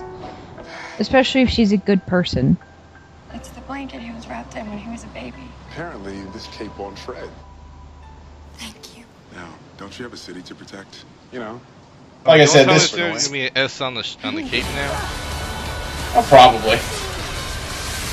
Now, this gives me a lot of mixed feelings, and I like the sense of humor, but I kind of hope that it's not going to. You know what? I got a strange feeling of Lois and Clark from that too. Yeah. Well, say that, I wouldn't watch it then. Why, I liked Lois and Clark. It did not. Oh, well. I don't know. I mean, I'll watch the first 2 or 3, see what's going on, but I don't have high hopes. Yeah, It would have well, to to very be honest, it's... I like the actress that plays her sister, so that. What's she been in? Grey's Anatomy. You wouldn't know her. Oh, okay. No, I wouldn't. Matt, Tom Hardy seems to be looking for work in comic book movies lately. He said recently he would like to be the Punisher. Right. He was already Bane for The Dark Knight Rises. Can't repeat. And now, apparently, he's working on some kind of mystery DC project. He was talking to somebody, and he said, quote, I actually got something cooking with Warner Brothers, which is also a comic book. It's a DC thing, which is kind of It's really good, actually. It contains elements of all kinds of stuff, from Ocean's 11 to Batman. You can get all the wrappers out, and it would be a big, really cool Technicolor Pulp Fiction. It's a psychological fuckfest. It's absolutely awesome. It's as if you would take the Transmetropolitan and make it happen. But it's not that out there, and it's something which is much more real world. It could be like Heat. It could be fucking awesome. Let me tell you what it is. Try and guess. It's not even a movie, unquote. Is it an animated short? I don't know what he's talking about. I don't know either. Everything he's been spouting kind of contradicts each other. A bit. The only thing that I can think of that comes even close to that in DC comic history would be, like, The Secret Six. But he doesn't give any definitive details about what he's talking about, so that's a guess at best. Yeah. To say it's like something doesn't really give you enough information. Yeah. Now, how would you like to go retro when it comes to DC toys? And I mean really retro. We saw that insane Batman before. Oh, how far back are we going? The 70s. Take a look at these action figures. Like 1970s, 1980s Kenner version Batman and Robin. Except Kotobukiya is putting out a line of 8-inch retro figure statues. So these are not actual action figures. These are statues made up to look like action figures. They will actually have fabric capes. They may have some limited motion at the shoulders, though. That does look like it just came out of a plastic bubble. Robin's arm is in a karate chop motion. Or, hand. Or it could be a butt pat motion. His other hand. I know. You're a sick monkey. We're all sick. I'm sorry, but... Okay, anyway. Alright. Last bit of DC media news I have is also coming to San Diego Comic-Con as a convention exclusive. It's a little horrifying when you take DC properties and cross them with Tomek the Tank Engine. What? Thomas the Tank? What? Yeah, I don't know the Thomas the Tank Engine characters well enough, but I can see these tankified versions of Superman, Batman, the Joker, Harley Quinn, and Cyborg. This is going to haunt me. And they're going to sell these on the Comic-Con floor. This is... Now, there's no karate chop fist for Steve. Oh my. No. It's rather disturbing. I don't know. I wouldn't mind having the Cyborg one. Is the Joker a mail truck? No, it looks like a fast speedliner. I don't know. I wouldn't have any of these, and I wouldn't give them to my kids unless I really wanted to see the look on their faces. Because I don't think they know how to take this. Dad, is this Thomas? No. What is it? I don't know.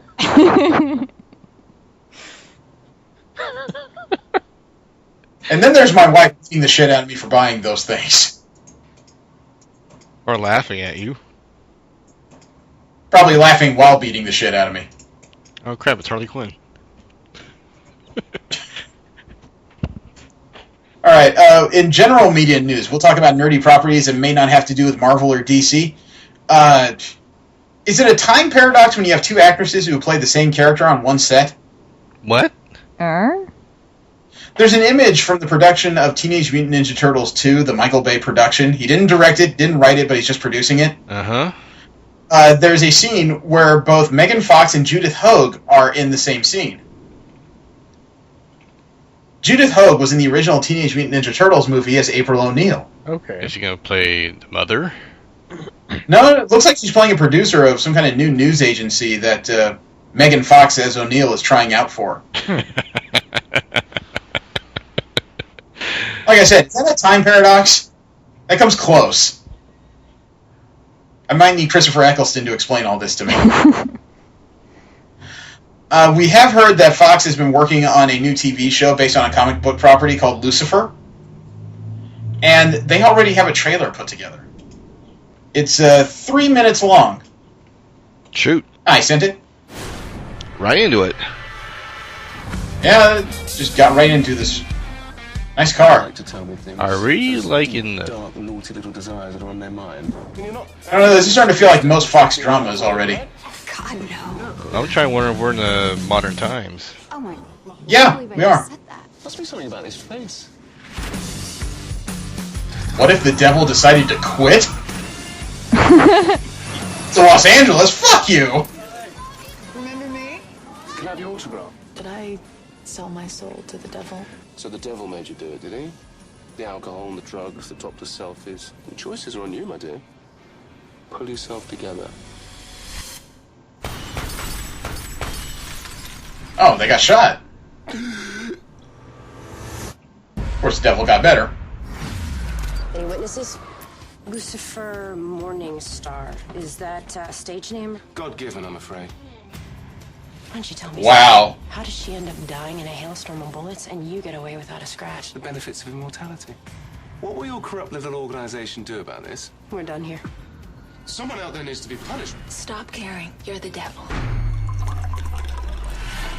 So, wait, the devil's the hero in this story? That's I like interesting. this already. Your return to the underworld has been requested. Let me just check my calendar. Here it is. The 7th of never through to the 15th of ain't gonna happen. Okay. You think Father's upset now? Hey, look, he's Archangel. For much longer. Okay, this looks interesting. I like this. How could you possibly help me? I have the ability to draw out people's forbidden desires. You're psychic or something? No, I can't read people's minds. I'm not a Jedi. You're thinking about it, aren't you? Do you two know each other? No, but I know that look. So I wouldn't recommend it. I'm like walking heroin, very habit-forming. It never ends well. I do yoga. Hot yoga.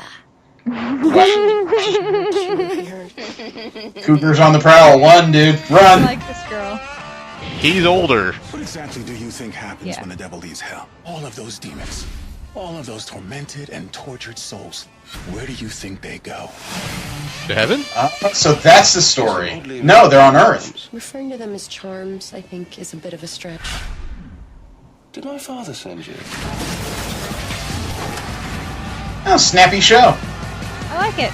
You know, as long as he's not apologetic or remorseful when he kills the bad guys and does it with a smile, I'll be happy. Yeah. Well, he's not killing the bad guys. He's supposed to be sending demons back to hell. I think the question would be, what does he do after he puts them all back? Does that mean he has to continue being the watchtower in hell? I hope not. Or does he try? Yeah. Okay, that has my curiosity now. Yeah. I was thinking before, now I'm curious.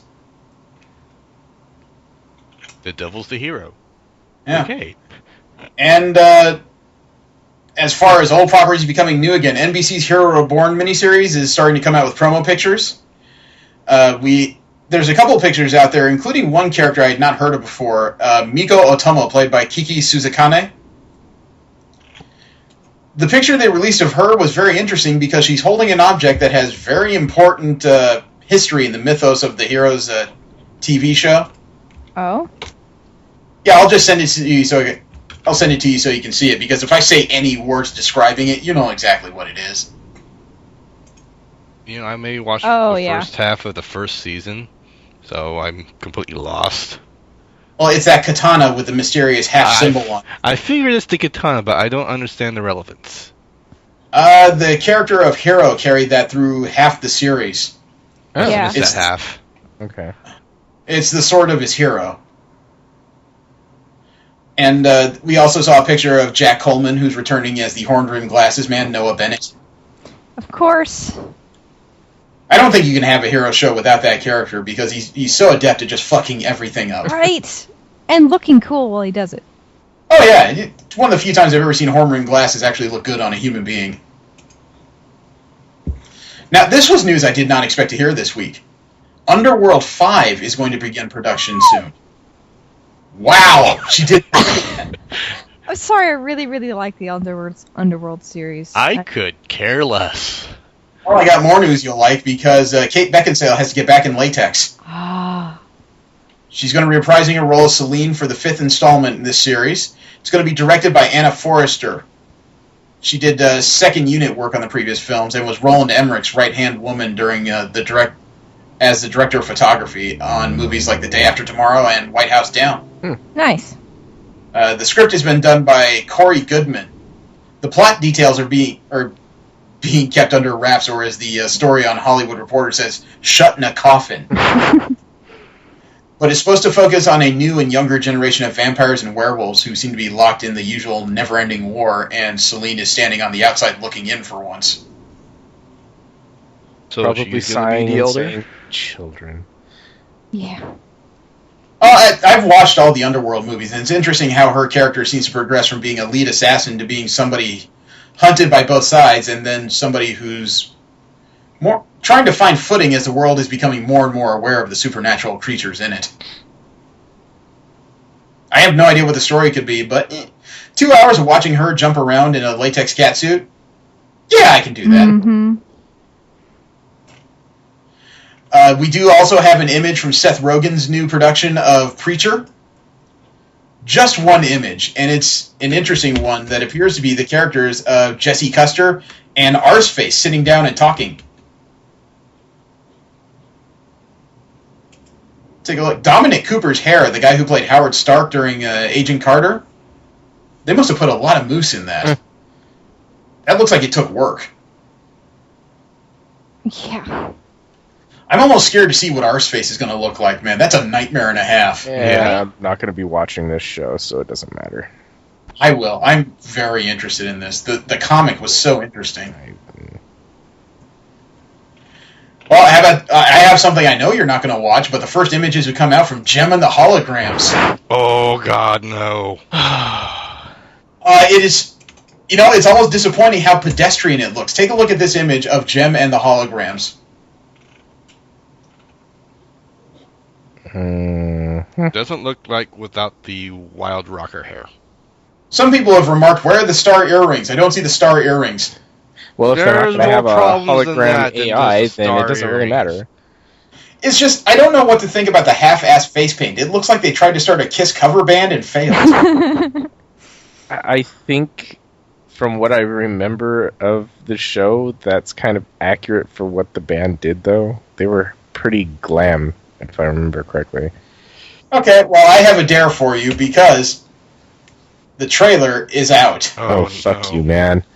Got to see it, and I have not watched this purposefully because I want to see it with the rest of you. Okay. There it is. This is coming out this year. It's the first trailer of Gem and the Holograms. Ready? I hope. I'm going to get some brain bleach ready. Okay. 3, 2, 1, let's do it. Hey. Oh, darn, I was hoping we got no sound. That would have helped. Yeah. I was just going to say, my epilepsy came back. Sister Kimber and I live with Lily and her 2 foster kids. Here she is. Sing one of your songs. I don't like being on camera. But you made a movie. We all wish that we could just become someone else. I'm gonna play you a song I wrote. Who's got the heart of a hunter?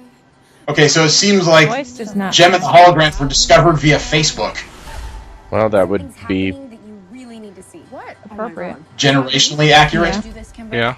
This is about you not going your whole life wondering what would have happened if you didn't take. Oh my god, it looks like this band is made up of 3 Kristen Stewarts and 1 cosplayer. Welcome to Starlight Enterprises. Yeah, this. There's your star. Hi, girls. You are no longer Jerica. Jem, that's what we call you now. Jerica? It's changing the way you act, sound. That name sounds painful. This is us? No, it's Photoshop. Wow. Music isn't exactly rock, it's like tribally boring. Yeah. It's pop, not rock. I never guessed that coming here would mean a whole new Jerica. It's, yes, very much pop. The whole world wants to know who you are right now. An icon is not one of 4, it's one of a kind. You don't want us around anymore? That's not how They're dressed like a bunch of, Just the beginning. I don't know, over-marketed 12-year-olds. And what little drama is being portrayed in this trailer is boring. Yeah. It's all internal. Even when the odds seem impossible, you need to trust the people you're closest to. If you're just going to make a teenage growing up story, you really don't need to get the license of Gem and the Holograms to do it. Let's go, Jem. Showtime synergy. Everyone has Did you see that little girl dressed up like her and she's staring at her? It looked like she had no idea what to do with her. Like, do I sign it or do I slap her? My daughter would kill me if I didn't get an autograph. Of course. She's gonna freak. On your arm? Yeah. What is her name? Use it, Steven. Could you sign it?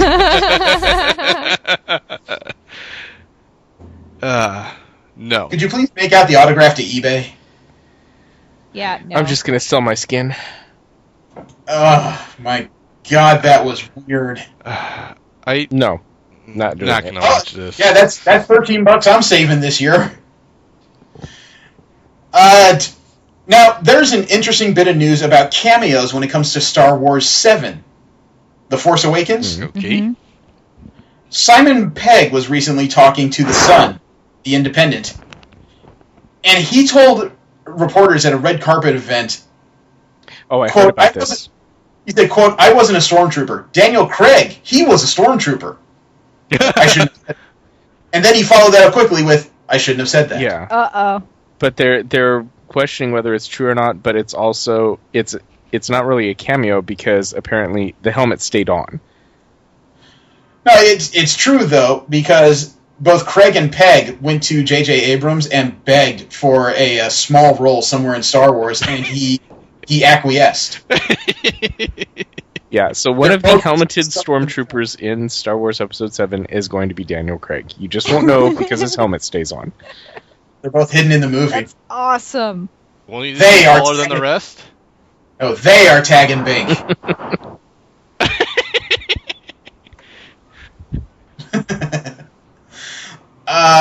Now, a lot of people have been talking this week because Harry Shearer appears to have left The Simpsons production. Mm-hmm. Yep, heard about that. Some people have said that won't be a great loss because it's not like he plays a Simpson. However, he did play Ned Flanders, Mr. Burns, Principal Skinner, Waylon Smithers, and several other characters for them over the years. Yeah. Yeah, so like a lot of favorites. Yeah, he's been a tentpole for a lot of the supporting characters. He even played Kent Brockman, Dr. Hibbert, Scratchy, and Homer's friend Lenny. Oh, wow. You just lost a third of your cast when that man left. Yeah, pretty much. But it's not... I don't know if... I mean, they'd have to do a pretty good job to find somebody that could replace all of those characters, but... I don't think you could do it with one guy, yeah, though. I think that's the thing. Do all that. I think it might be easier just to replace the characters with new ones, maybe. Well, it might be easier to put them all on a bus. Ones, anyway. Yeah. I don't see how you're going to get rid of Mr. Burns. Yeah. He's old. He died. He's also the one bad guy that's been in this show since like He's day also one. He's also suffering from so many maladies. They're all perfectly aligned to cancel each other out. Yeah, he basically is the man that doesn't die. Yeah, if you let him die, your only other chance for a villain is to bring back Kelsey Grammer to be Sideshow Bob again. I think he's done with that. Yeah. Now, there's a little bit of news about the Star Wars spinoff Rogue One. Mm-hmm. According to Variety, there's a Mexican actor named Diego Luna. He's landed a lead role in the movie. They still have not said what his role will be. And this goes on with the other casting we've heard of Felicity Jones, Riz Ahmed, and Ben Mendelsohn, all of which have been cast in the film, and no word as to what any character is. All we know is that the story of Star Wars Rogue One is supposed to run prior to the events of Star Wars A New Hope. Oh, way back.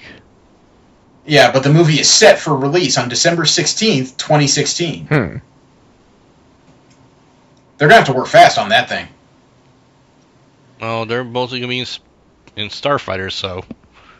Yeah. Well, last bit of general media news I have is that the director of The Fifth Element, Luc Besson, he took to Twitter and said he's set to direct a comic book-based property called Valerian. Me? Yeah, it's going to star Dale DeHaan, who played Harry Osborn in Amazing Spider-Man 2, and Cara Delevingne of the Suicide Squad film.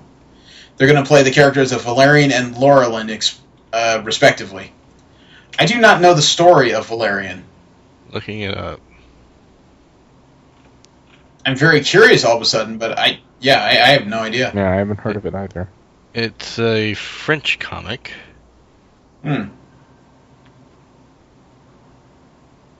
Oh wait, we talked about Shit, we talked about Assassin's Creed Syndicate before, but we didn't actually have the trailer before. The trailer came out this week.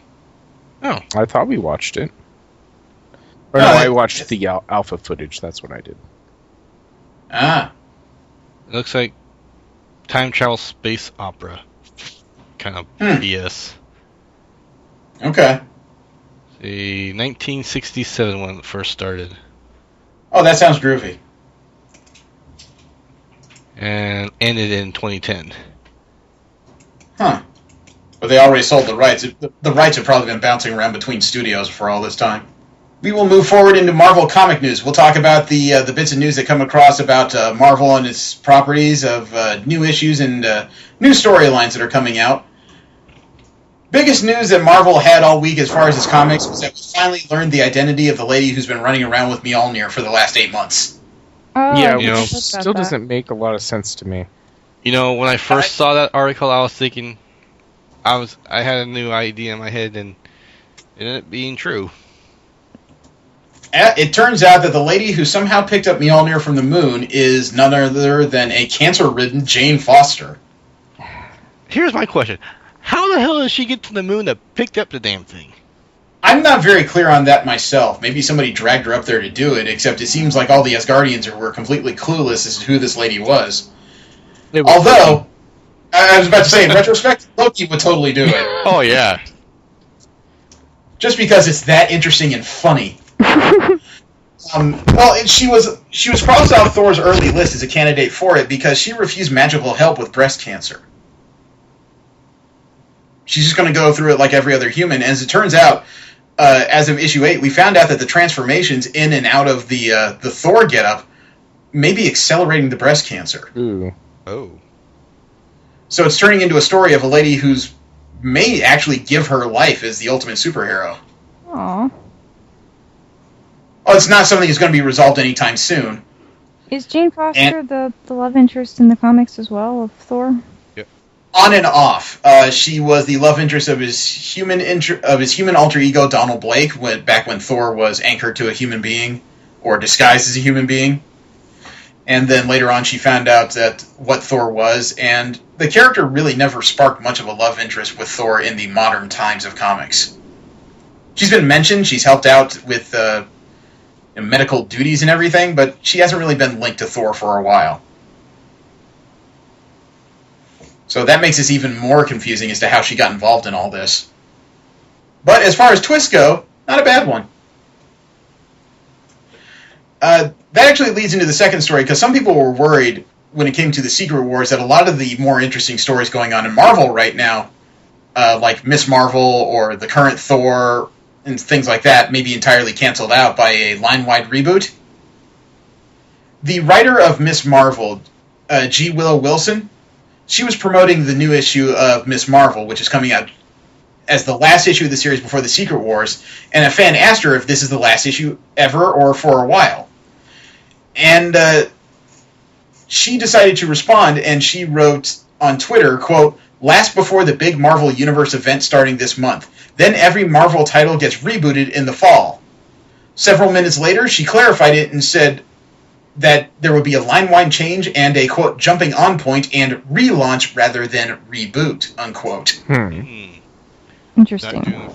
They're not doing a New 52 BS. Right, so it's not a line-wide reboot, it's just the entirety of the Marvel Universe is put on pause until the Secret Wars is over.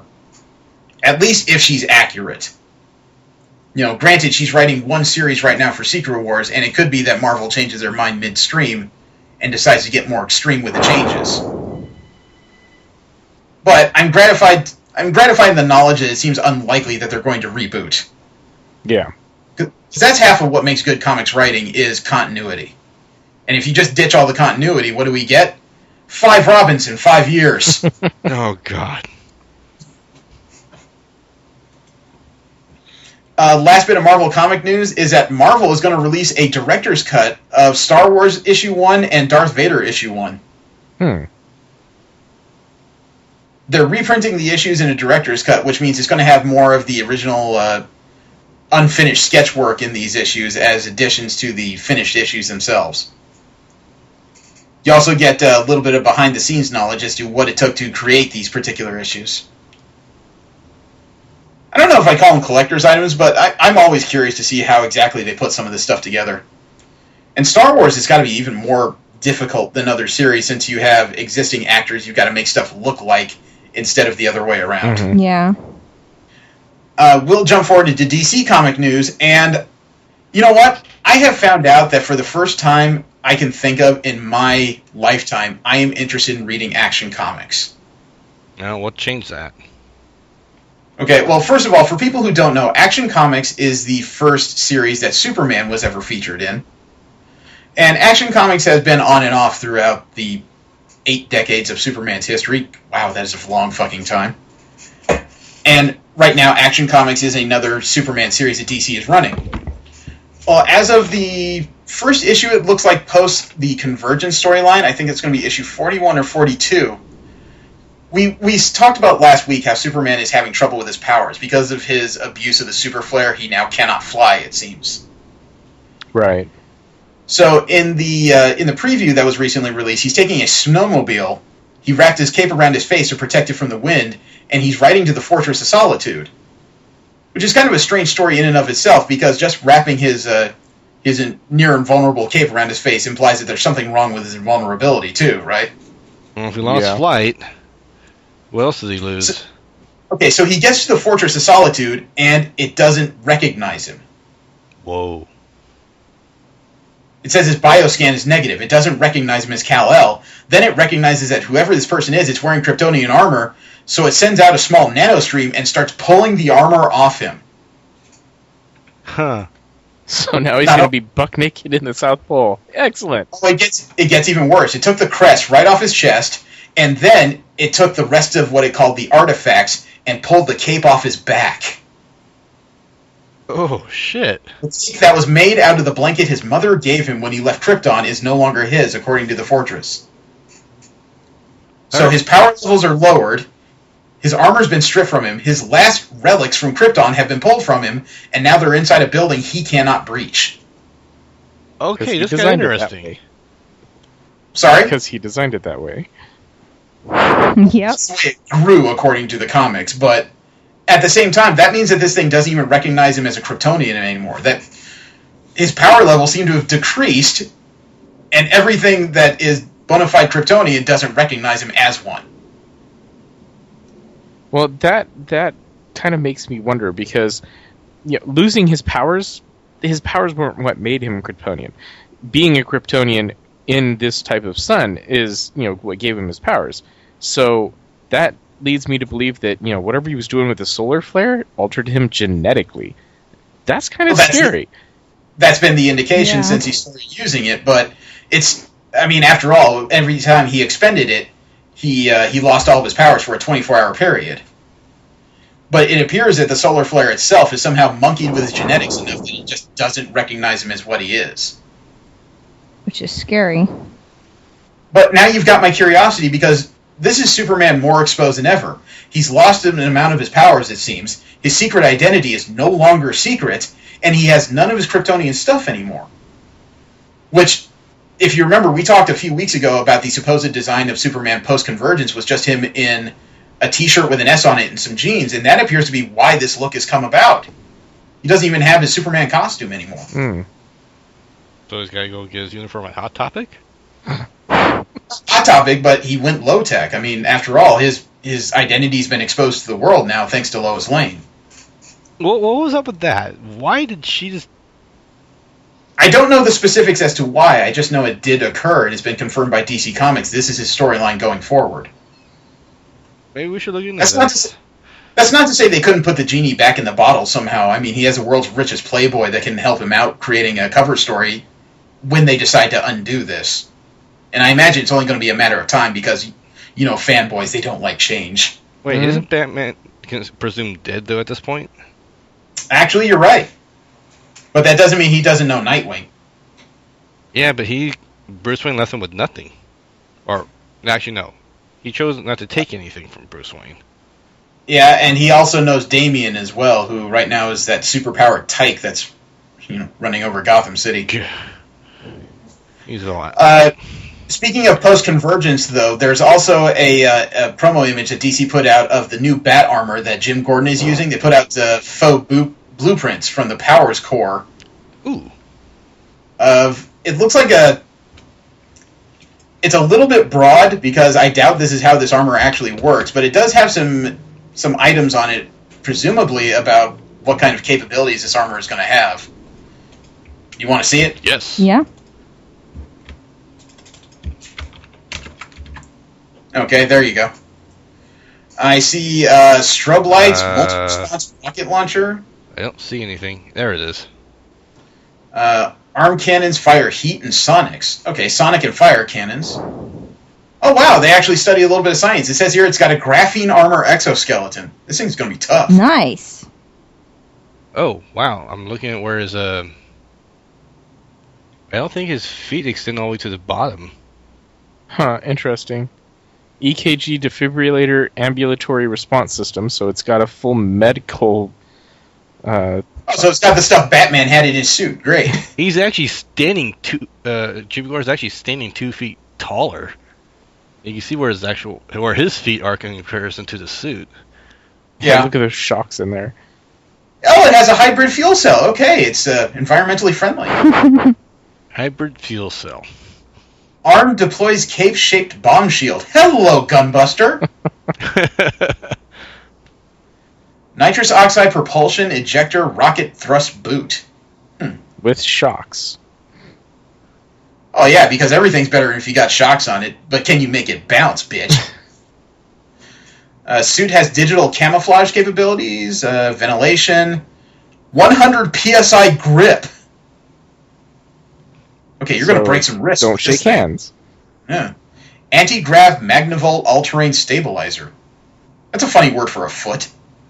I think this allows him to jump higher. I'm kidding.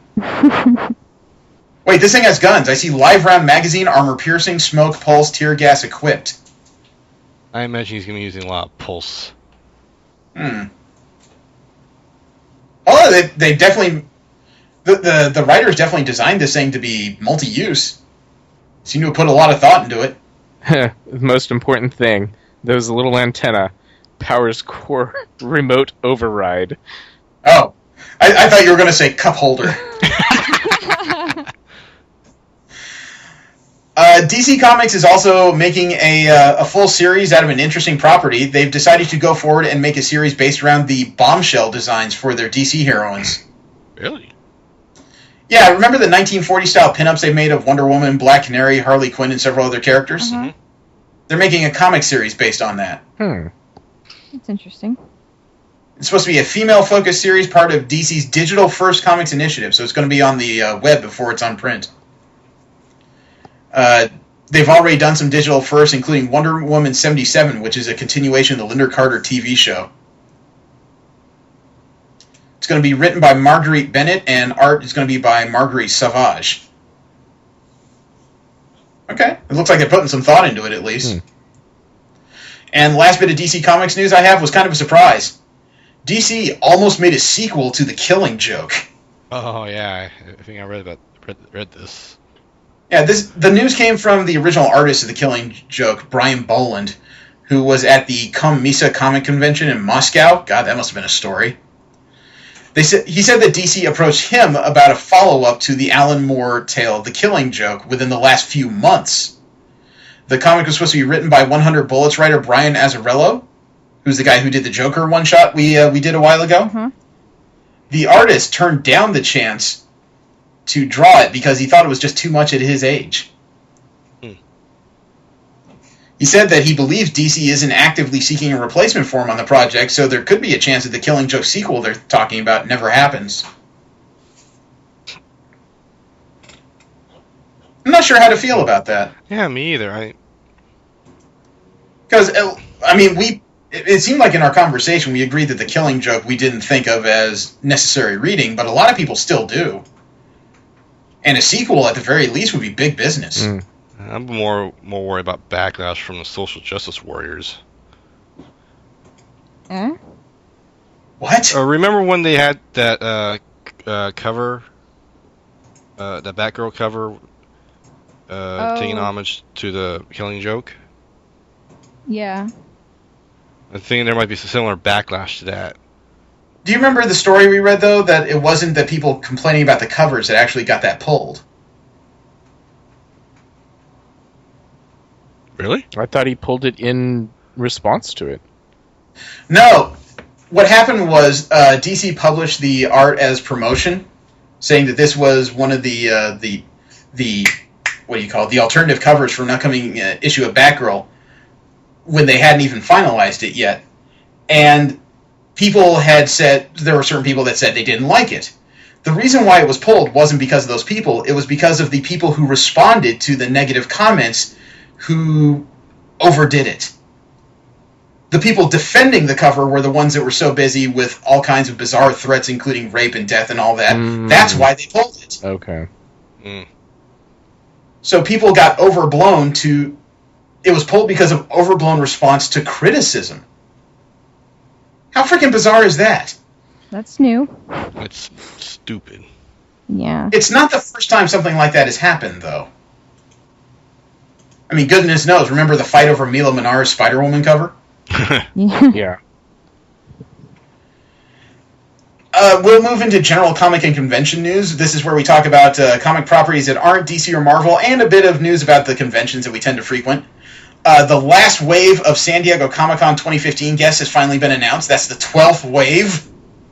Jeez. And remember, everybody we talked about prior gets not just they're not just guests at the con. They get their own spotlight panel. So all these people will have short panels at Comic-Con as well. They announced Samuel L. Glansman, who's writer and artist on A Sailor Story. Caitlin Kiernan, who's the author of A Drowning Girl, A Memoir, The Dreaming. Dave McCraig, a color artist on American Vampire and Superman Birthright. Kazuki Takahashi, who's the creator of Yu-Gi-Oh!, is coming. And Jim Steranko, the writer, artist, and publisher of Nick Fury, Agent of S.H.I.E.L.D., is coming. Out of that last list, the one that kind of threw me sideways was Takahashi. The creator of Yu-Gi-Oh! Is coming to Comic-Con. I wonder what he's going to have to talk about. Another expansion to the card game? I was going to guess a Yu-Gi-Oh! Spin-off again.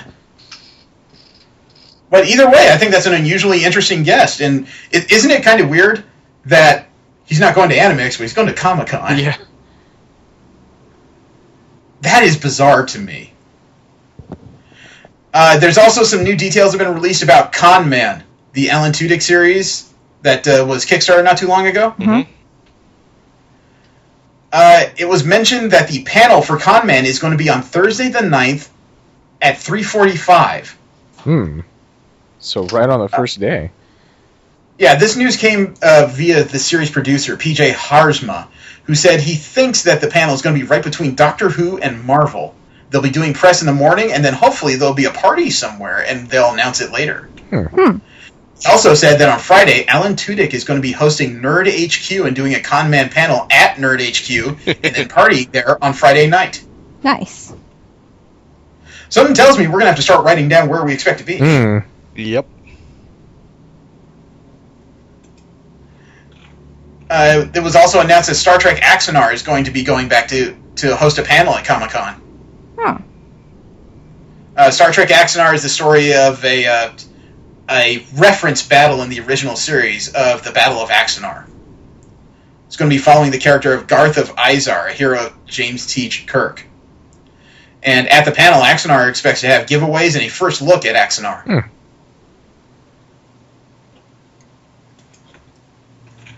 Remember last week we talked about Mezco Toys and their weird Comic-Con exclusive of the Ice Clone Sub-Zero? Right. Mm-hmm.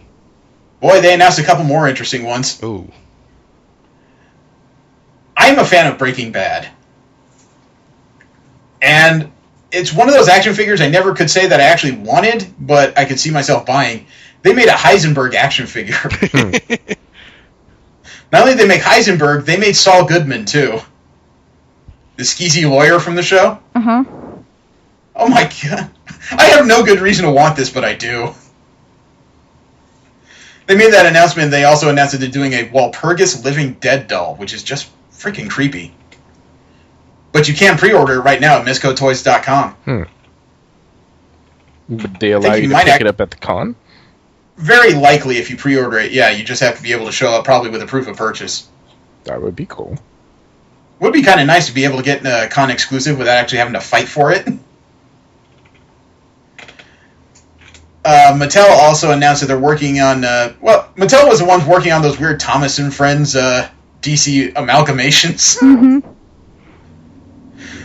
And they also work on a special Ever After High Raven Queen San Diego 2015 exclusive. Raven Queen is supposed to be the daughter of the evil queen from Snow White. Ah. You may laugh right now, but the Ever After and Evil Queen... the Ever After figures that they sold at last year's Comic-Con as exclusives, those were going on eBay for 3 times the price the same day. Wow. I mean, they're not the most sought-after toy line I've ever heard of, but when it comes to exclusives, they fetch some big money on the open market. I saw one guy bought 3 of them. He wanted one for himself and put 2 more on eBay. And as dirty as a move as that is, I can't say I fault him for it. Now, the unofficial San Diego Comic-Con blog put together a list of movies that are very likely to be talked about and promoted during Comic-Con 2015.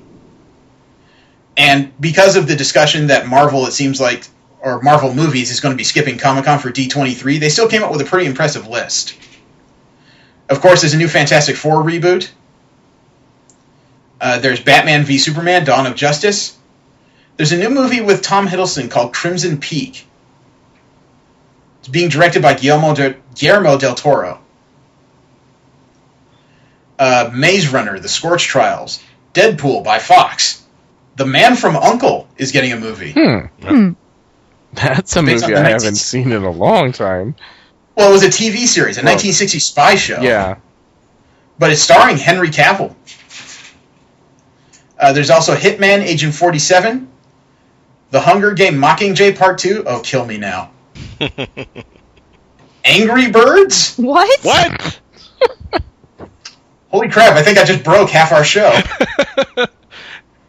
Angry Birds is getting a movie. It's debuting May 20th, 2016. You know what? I can see it.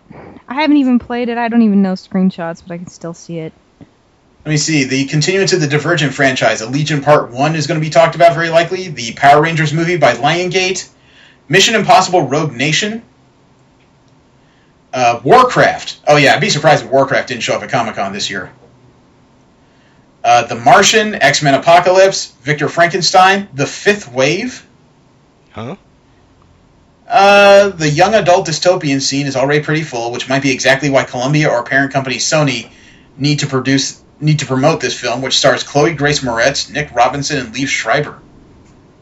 The film follows the Rick Yancey novel of the same name, which follows Cassie Sullivan as she tries to survive in a world devastated by waves of alien invasion that have decimated the population. Well, it stars Hit Girl, so I don't know. And Hotel Transylvania 2. The first one was cuter than I thought it would be. Yeah. I still haven't seen it in its entirety. I keep catching the end of it. Yeah. I'd recommend it. It's actually very cute. There's The Good Dinosaurs, Zootopia, The Jungle Book, Alice Through the Looking Glass, Finding Dory, Gem and the Holograms, Pride and Prejudice and Zombies, Pan, The Peanuts Movie, The Last Witch Hunter, Suicide Squad, and Star Wars The Force Awakens. There might be 1 or 2 things I might be interested in. I'm curious about a few. I'm not a Star Wars fan, but I'd like to try and get into a panel about The Force Awakens just because there's going to be something interesting happening. Yeah. The Last Witch Hunter? No, I think I would rather get stabbed before I go to see that. Actually, The Last Witch Hunter, we heard that mentioned at last Comic-Con at Hollywood Babylon. I don't remember the reference. Was it Ralph Garman and Kevin Smith were talking about movies that were going to suck? He mentioned this movie coming out where Vin Diesel is playing an immortal witch hunter who has to team up with his natural enemy. And that's when I yelled from the crowd, Lindsay Lohan!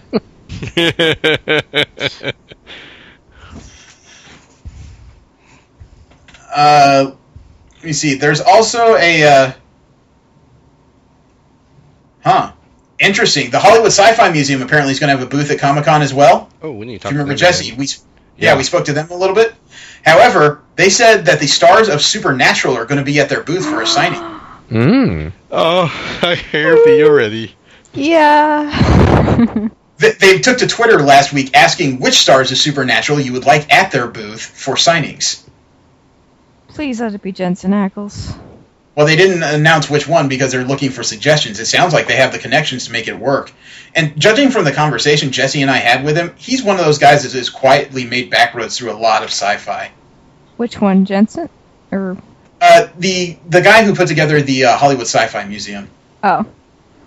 He's talked to a lot of people.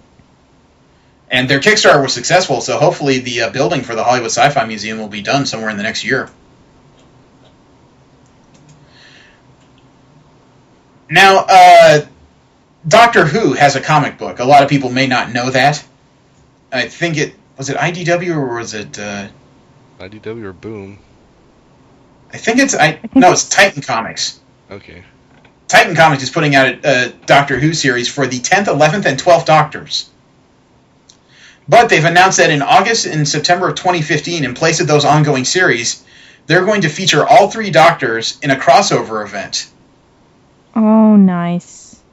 Who doesn't love time-traveling doctors and crossovers? Well, here's the thing. The first issue releases on Wednesday, August 12th.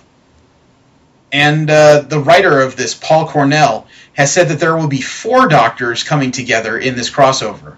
Wow. That beats the Christmas episode. I can send you guys an image of what looks to be the first page of this miniseries event. They call it Doctor Who, the 4 Doctors. And if I had to guess from the silhouette on the upper left, it looks like that's supposed to be John Hurt's War Doctor up there. Yeah. Now, that's only a guess, because I admit, I don't know Doctor Who very well after the 2009 reboot starting Christopher Eccleston. It could be the Christopher... Restart. Yeah, restart would be a better word for it. Christopher Eccleston wore a short jacket, though. Whoever that is wearing a longer coat. It could be the one with the crazy tie or the crazy scarf. Tom Baker. Tom Baker. His hair isn't right. Are you sure it's a coat and not Tom a Baker cape? wore a hat too. Yeah, well, it kind of looks like a hat to me. It looks Tom Baker wore crazy hair to me. Yeah, Tom Baker wore a wide brim hat as well as having that white afro thing going on. Yeah. Was there any one of the Doctors that wore a cape or a cloak? Not to my knowledge. I remember. I'm kind of thinking this might be one of the older Doctors, actually. It just, like I said, based on my knowledge, it reminds me of John Hurt. Kind of reminds me of the 3rd Doctor, possibly the 5th one. I'm trying to remember which one I'm thinking of. Well, it's all guesswork until it comes out because, timey-wimey, wibbly-wobbly shit. Who knows who that is? Well, and since, they can draw the person, they don't have to worry about, But according to the promo, the interesting part is it's not just the Doctors who are getting together. Their primary companions will also be in the series as well. Huh. Well, that's nice. Gonna be a lot of cat fight. Yeah, gonna be a lot of cat fights. My Doctor. Well, Archie Comics had a Kickstarter to try and revolutionize and restart the comics with a more modern bent, and the Kickstarter has already been yanked. Yeah, I heard a lot of people didn't like the idea. The Kickstarter launched on Monday, and as of Wednesday, it was gone. Wow. It's about as good as Steam selling, mods. Well, it's kind of sad. Ooh. They lasted longer than Steam, technically. The actual publisher of Archie Comics itself, put up the Kickstarter so that they could do relaunches of Archie, Jughead, Betty and Veronica, and Life with Kevin series.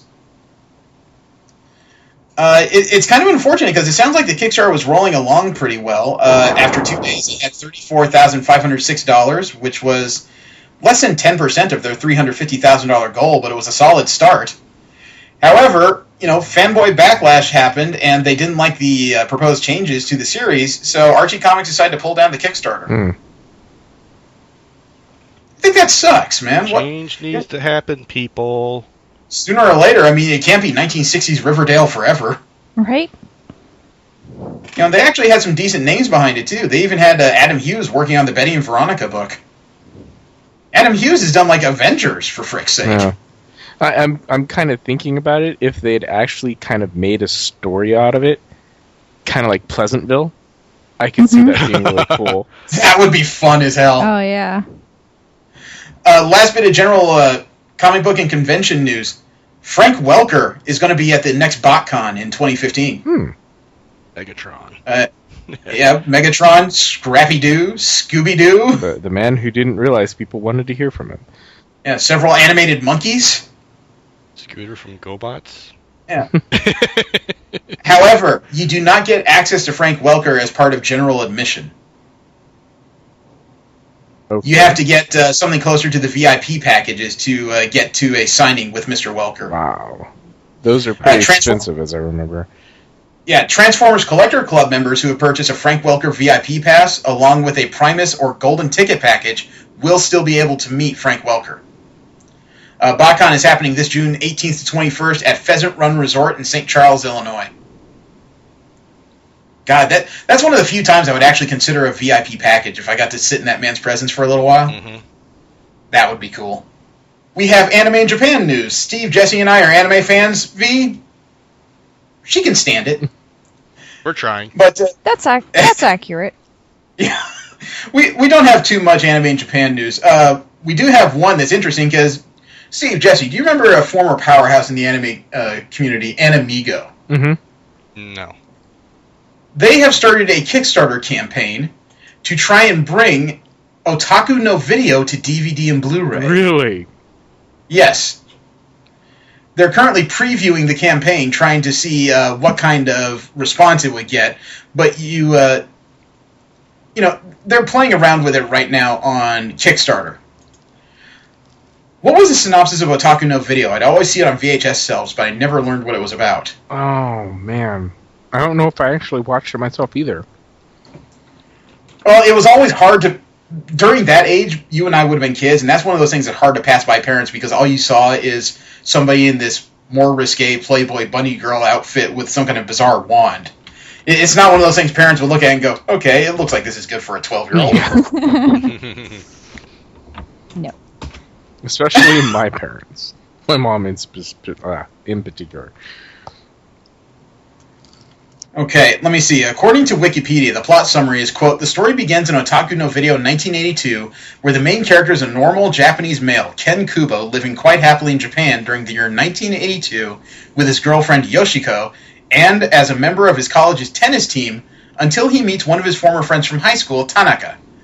After Tanaka brings him into his circle of friends, all of them being otaku too, a female illustrator, an information geek, a martial artist, and a weapons collector, Kubo soon makes the wish to become the Ota King, the king of all the otaku.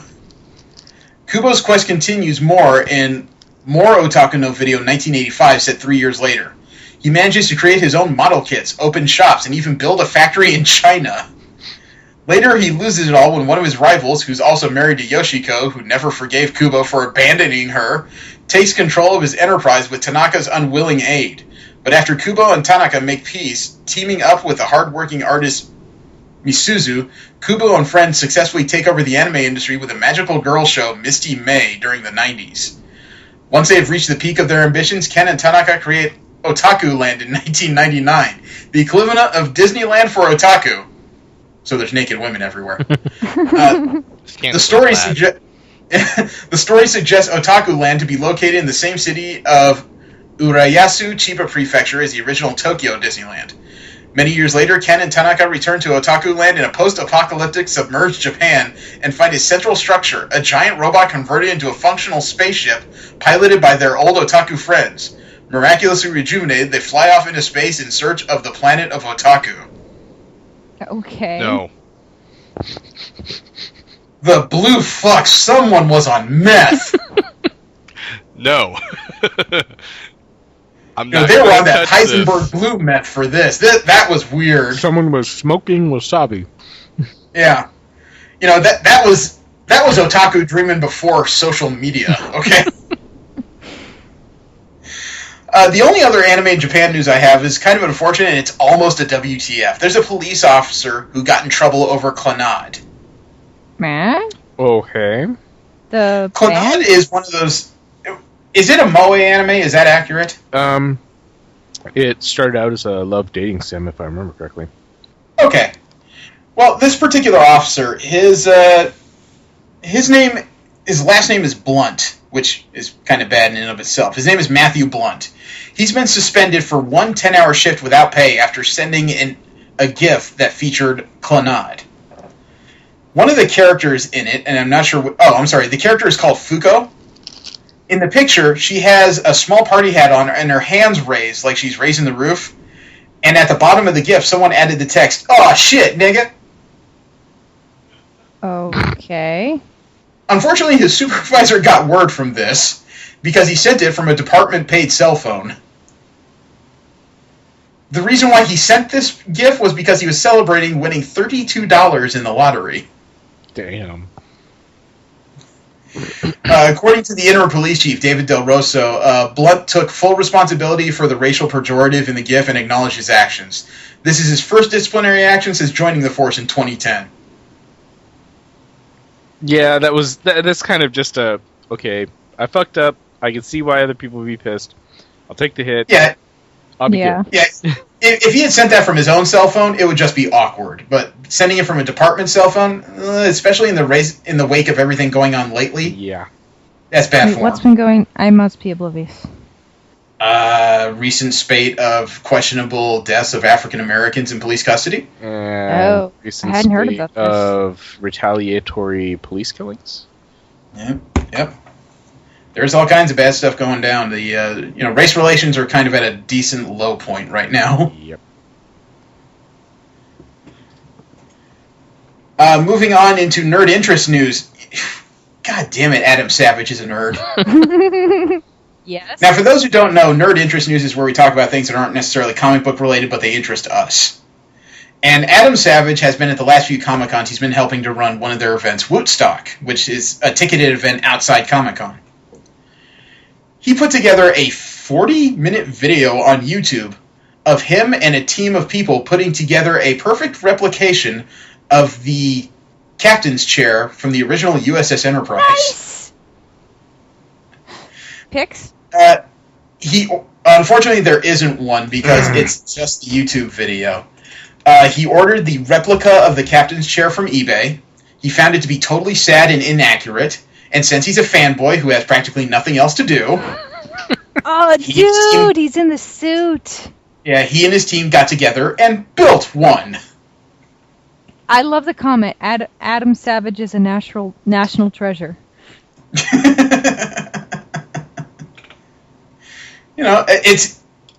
I sat down and watched, I skimmed the video. I didn't sit down and watch all of it. It was interesting watching bits of his team working and trying to put together all the technical aspects as they're putting it together. You can see where they've written items like where the grounding wire should go and which panels are going where. But just looking at the end cap of this video, he obviously put some love into that chair. Yeah. He even got that bizarre scope that was on it for certain scenes in the series. Mm-hmm. And it was weird how that scope appeared and disappeared depending on the storyline. I wonder if they took apart a desk lamp to make that. Had to. Nah, they probably built something, frankly, knowing these guys. Yeah, that's true. But it's a nice piece of work, though. Have you ever thought about playing D&D on your TV? Sure. Yeah, that would be awesome. Okay. I don't think you're thinking of what I'm thinking of. Take a look at this image. Okay, I could totally see that with one of those modern CRT monitors. Oh, yeah, that's brilliant. Except it's not exactly D&D. What someone did was took a flat screen off the wall, went to a particular scene in Skyrim, and paused it. That's brilliant! Oh my god, I love this man. Oh yeah, because that's they're using the flycam toggle. Yeah, and it's Riverside, the first town that you make it to. Yeah. I thought that looked familiar. Yeah. So basically, they just turned on their side and started putting miniatures on it. It's an interesting idea. However, without some kind of protection, you're just going to ruin TVs left and right. Yeah, I was just about to say that's dangerous. You could throw like some kind of plastic across it. Fuck, Saran wrap would probably work. Wouldn't that be an interesting Kickstarter to put together to make monitor TV so you can do like different backgrounds for or different scenarios for D&D and that could be a market. You could totally build a table. Yeah. Yeah, a table with a monitor as you know. That would be somebody needs to get on because I'm not. God damn it! I wish I knew some engineers. I'm not qualified to build this, but that's a really damn good idea. Yeah. Hopefully, someone who's an engineer is listening to this podcast. Yeah, and email us first, you bastards. Yeah, I mean, especially if you decide to Kickstarter, I'll throw some money your way. Well, a little bit more of role-playing news. Occult Adventures looks like it's coming out for Pathfinder pretty soon. It's going to include new classes, spells, guides, and occult rituals, and psychic powers. Oh, they're finally bringing psionics to Pathfinder. That's going to be a nightmare. That should be interesting. IO9 has a few details on Occult Adventures, which is going to be bringing your Pathfinder game and a lot of new art to the story.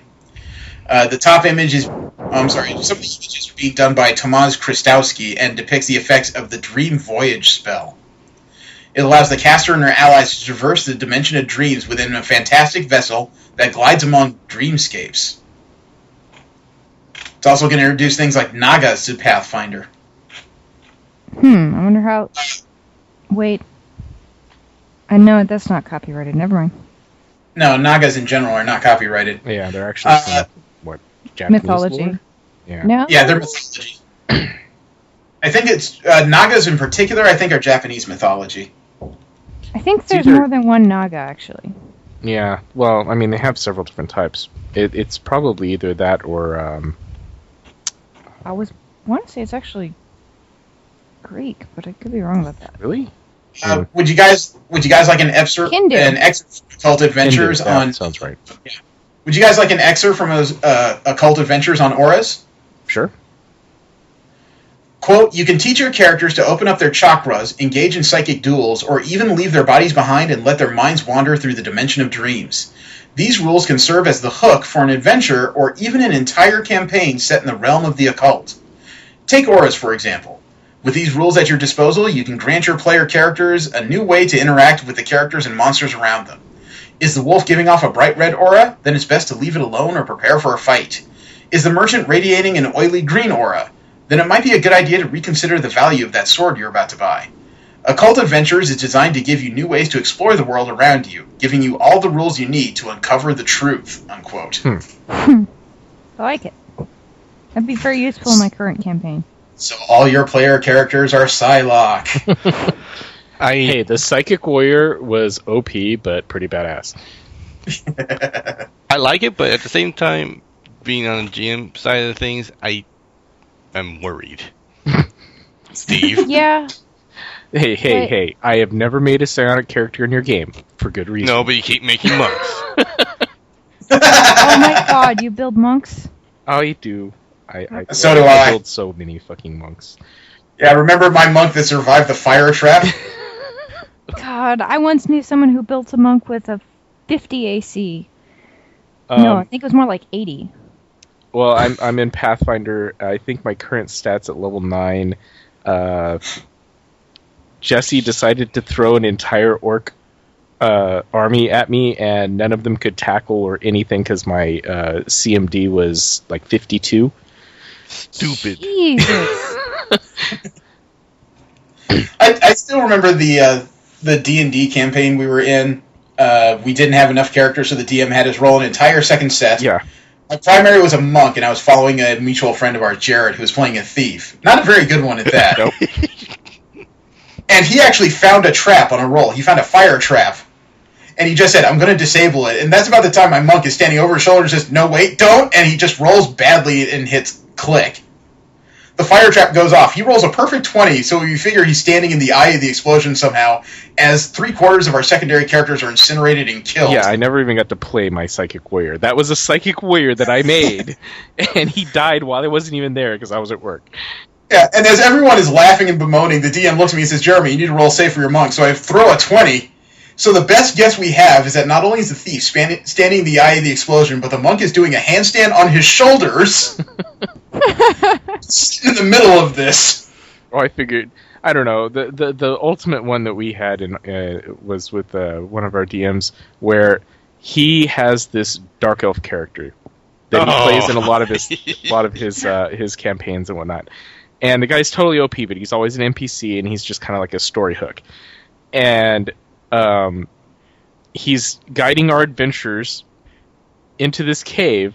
Before we get there, some people start shooting from the cave, and his dark elf gets hit.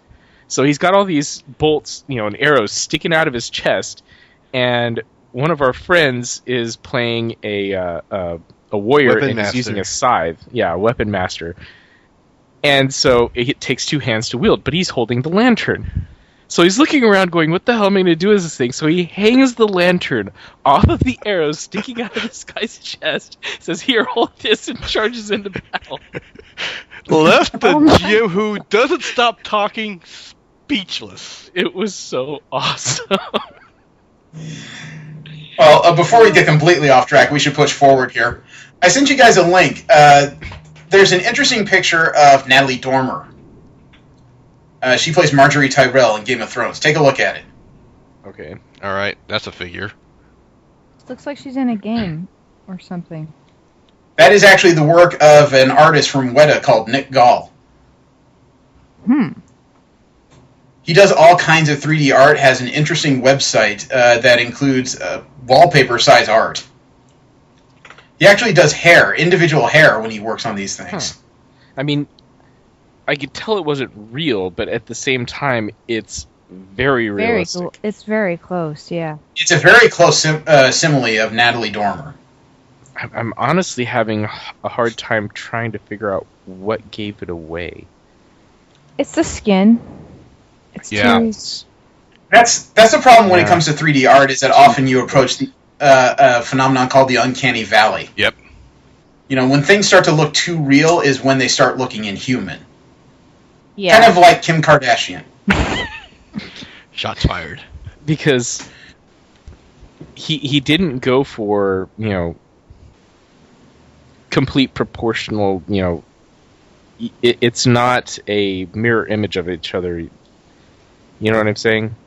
Well, Natalie Dormer has some very quirky facial expressions and looks. He has that down pretty well, and I think what saved the picture is the unusual lighting. It does look like a lamp behind the character somewhere. Off to the side, I think, yeah.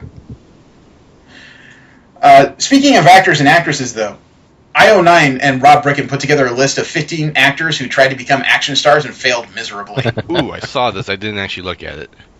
Oh, well, the first one was kind of obvious because you keep poking at me at it like a bear with a stick. And that's Shaquille O'Neal. I told you about this, Steve. Yeah, he tried to be an action star in Steel, and boy, did that go horribly. The quote underneath is interesting. Quote, Shaquille O'Neal was very good at basketball. Acting? Not so much. In his attempt to transform himself into a movie star of any sort, he gave the action genre a try as the titular superhero of Steel in 1997. The performance was so dire, he stopped trying to play anyone other than himself until a bit part in Grown Ups 2 in 2013, unquote. Not much of an actor. Oh god, even the pictures were horrible from that movie. They listed Chris Klein from Rollerball. I don't know him. Don't know. Best I can say is American Pie. Mm. Pamela Anderson is Barbed Wire. God, oh, God. That film was such crap. I have not seen it, and I don't think I'm missing anything. No. Don't bother. I mean, it doesn't even have, base sex appeal somehow. They actually made Pamela Anderson unappealing during a period where she still had everything all together. Shia LaBeouf from Indiana Jones and the Kingdom of the Crystal Skull. Yeah. I don't think... Quote, the thing is he wasn't the action star in that movie. Bad. But it wasn't terrible, but, quote, although the Transformers films are certainly action movies, and they've been wildly successful, you couldn't appropriately call Shia LaBeouf, a.k.a. The Beef, an action movie star in them. He was mainly there as an audience surrogate while Michael Bay blew up crap. Yeah. Yep. But Steven Spielberg thought he had enough potential that he cast Shia as Indiana Jones' son, Mutt, in Kingdom of the Crystal Skull. Mutt? Not that anybody would have looked good trying to swing on jungle vines like a monkey, but Shia somehow made it even worse, unquote. That was a very questionable scene in the film where he's catching up to trucks driving at high speed via vine swing. Yeah, Yeah. Nuclear explosion and refrigerator. That's been gone over so many times, I don't bother. Actually, there was some Mythbusters on that, I think. Yeah, they found it was just impossible, I think. There's not enough lead. Or was there any lead? Yeah. I honestly would find it more believable had he found a lead bathtub. Actor number 5 on this list is from a movie I've watched several times. Brian Bosworth from Stone Cold. Brian Bosworth was an NFL linebacker who tried to be an action hero. Guess how well that went? Yeah. I can't even think of the movie. Actor number 6 is Jay Leno from Collision Course. Jay Leno? Jay Leno? What? Yeah, quote, anytime you read a list of the lousiest action films ever made, Collision Course is going to come up, and deservedly so. Collision Course was an action comedy that paired Jay Leno with the Karate Kid's Pat Morita in the vein of every mismatched buddy cop movie ever. It wasn't funny, it wasn't action-packed, and it wasn't even finished until years after the shoot, where it limped straight to home video. As you might have noticed, Leno did not quit his day job, unquote. Explains why I never heard of it. It went straight to video. Yeah. You have somebody I don't know named Alex Pettifer. Never heard of him. Don't know. He was in I Am Number 4, Beastly, and Alex Rider, Operation Stormbreaker. Never heard of those. Nope. Okay. Kristen Kruk from The Legend of Chun-Li. Okay, I think I watched that movie, and yeah, no. Alex Pfeffer was in, apparently, Magic Mike. Actually, she was in something else. Quote, despite the immense popularity of the Street Fighter video game franchise, it seems Legend Films made this movie under duress. They gave it practically no budget, which prevented any big actors from appearing in it.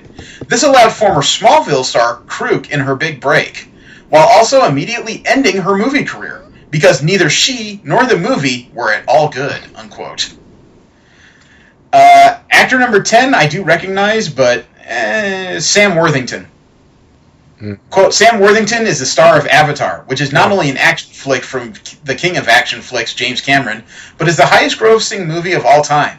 He starred in the terrible but popular Clash of the Titans remake and the terrible but somewhat profitable Terminator Salvation reboot. How can he be considered a failure? Well, because since then he's basically disappeared. Despite his insane, unwarranted success, no one is hiring him anymore. I don't know exactly why directors have stopped casting him, but I assume it has something to do with him having the acting ability of a rotted log, unquote. Oh my god. I've seen him, he's a handsome dude, but yeah, he really doesn't have much of an acting ability that I've noted. Actor number 10 on this list of 15 actors from IO9 who tried to become action stars and failed.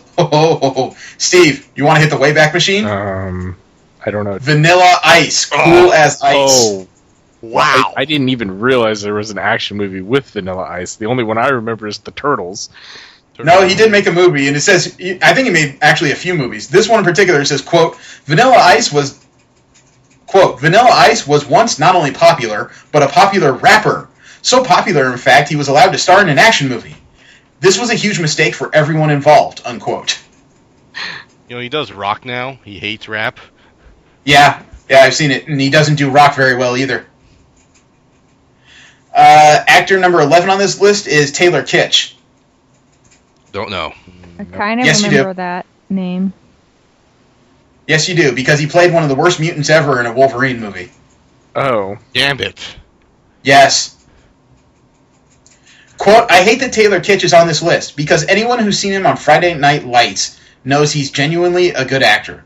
And while Battleship was exactly as dumb as a movie based on a board game would be expected to be, John Carter was actually quite good, but bombed because of the world's crappiest marketing campaign. But 2 major box office duds in a row cut Kitsch's action movie career short. Happily, he seems to be bouncing back with a variety of dramatic roles, including one in the upcoming 2nd season of True Detective, unquote. Well, he was also in Battleship and Lone Survivor. Yeah, I'm going to take. I'm going to disagree with Rob Bricken here because I watched about 30 minutes of John Carter. I don't remember shit from it because it was that bad. I've heard mixed reviews. Seems to be one of those things people either love it or hate it. I was in the latter. Justin Long from Live Free or Die Hard. I actually liked him in that. So did I. I liked the movie. I did too. It was just... I wasn't wild on the movie. It had a bunch of great actors, but I thought the script was wanting. Well, I mean, It was to be entertaining. honest, most of the Die Hard movies, Yeah. I mean, they're good to watch, but yeah, you're not going to get any fucking awards on those. Item number 13, though, I think is something we can all agree on. From the perennial Batman and Robin, Alicia Silverstone. Oh, God. Quote, I won't wow. Yeah. Quote, I won't pretend that casting the star of Clueless as Batgirl is the biggest of Batman and Robin's sins, but man, she made Chris O'Donnell look like Joseph Gordon-Levitt in comparison. Suffice it to say, after that, she stuck to projects that didn't force her to run around in a leather bodysuit with sculpted ass cheeks, unquote. And she was the only one without nipples on her uniform. Yeah, I was going to say, that was the same movie that had the bat nipples. You know they tried. Actor number 14 from No Holds Barred, Hulk Hogan. Oh, wow. Yes. He made more than just that. Quote, after fighting Rocky and Rocky III, wrestling superstar Hulk Hogan had a taste for Hollywood. With help from the WWE, he managed to get a starting vehicle as, wait for it, a wrestler in No Holds Barred. It was not a good movie, but it was one more suited to Hogan's acting talents than his later action comedies Mr. Nanny and Suburban Commando, which were mere blips on I remember all of those. Yep. Which were mere blips on his immediate downward spiral into cinematic irrelevancy, unquote. Yeah, I remember the scene from Mr. Nanny where a guy tried to drown his dog. What? Take a look at a scene where Hulk Hogan is riding through a forest or something on his way somewhere, and as he's riding by this creek or river, you see a guy, and I don't think this is planned, he picks up his dog and just chucks it into the water. Was it Suburban Commando, I think it was, where he was curling power tools, like freestanding power tools. Yeah, I just liked it because I found out about that scene via Hollywood Babylon, and according to Kevin Smith, that guy probably saw Hulk Hogan and said, they're letting Hulk Hogan make a movie? I gotta kill you! The last on this list of 15 actors, according to IO9, who tried to become action stars and failed, is a famous failure. From Abduction, it's Taylor Lautner. Okay, I don't actually... Let me read it, and I think you'll understand. Quote, the shirt-challenged werewolf on the Twilight Saga parlayed the franchise's immense popularity into his bid to become an action movie star. In the frenzy of Twilight mania, Lautner was hired to lead a variety of action flicks, including Max Steel and Stretch Armstrong, both based on action figures. Oh my god. Then people saw him star in Abduction and realized out that Lautner was less talented, although less bland, Sam Worthington. Everything Lautner was attached to was quietly placed on the back burner, unquote. Wow, that says so much right there. Yeah. We're not even letting you do Stretch Armstrong. You suck so bad. Next up in the nerd interest news, there is a pair of robotic arms that are nimble enough to do surgery on a grape. Ooh. Huh. The video? Show us. Actually, I do have a YouTube video. It's just under 2 minutes long. It's called the Da Vinci System. Oh, I've heard of this. The robotic arms look almost human-like as they go through their motions, but even though it's called a robot, the surgical arms cannot operate autonomously. Somebody has to control it. It's designed to expand a surgeon's capabilities and make operations less invasive. I got the video for you guys. There you go. Suturing a grape. Okay. That sounds dirt. Whoa. Whoa. Okay, that looks like a massive wound right there. Those are very small arms. Yeah, where were these when I was working on garage kits? Look at the size of that hook compared to the arms. That's huge.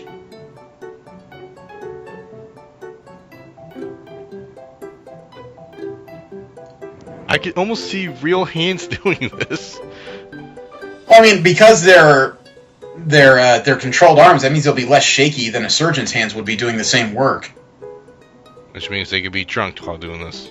Or hungover.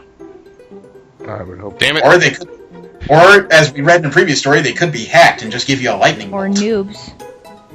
Oh God, wouldn't that be awful? You got the doctor sitting there going, "You're a noob. You're an awful noob." Teaching aid. Yeah.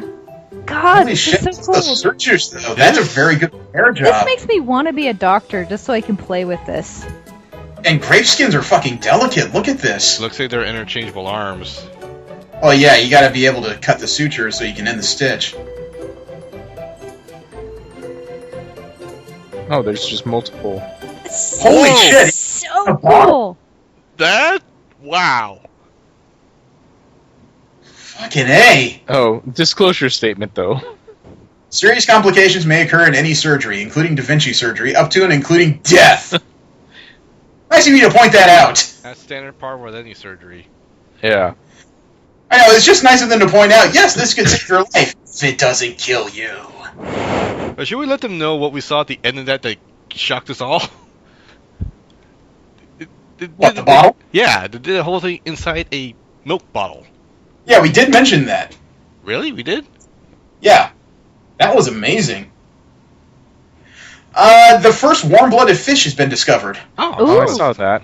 This should. Yeah, me too. I have not heard about this. I think it was gigantic, though. It's an opa. It's a deep-sea critter commonly referred to as the moonfish. Scientists report it is bona fide endotherm, meaning it actually generates its own body heat. That would be a game changer. Well, I don't know if it'd technically be a game changer if the theory of evolution is correct and we came from sea life to begin with. I don't know. It's Watch. deep sea, so I have Yeah. a feeling that's... Watch, this will be the fish that evolves into super intelligent apes that wipe us out.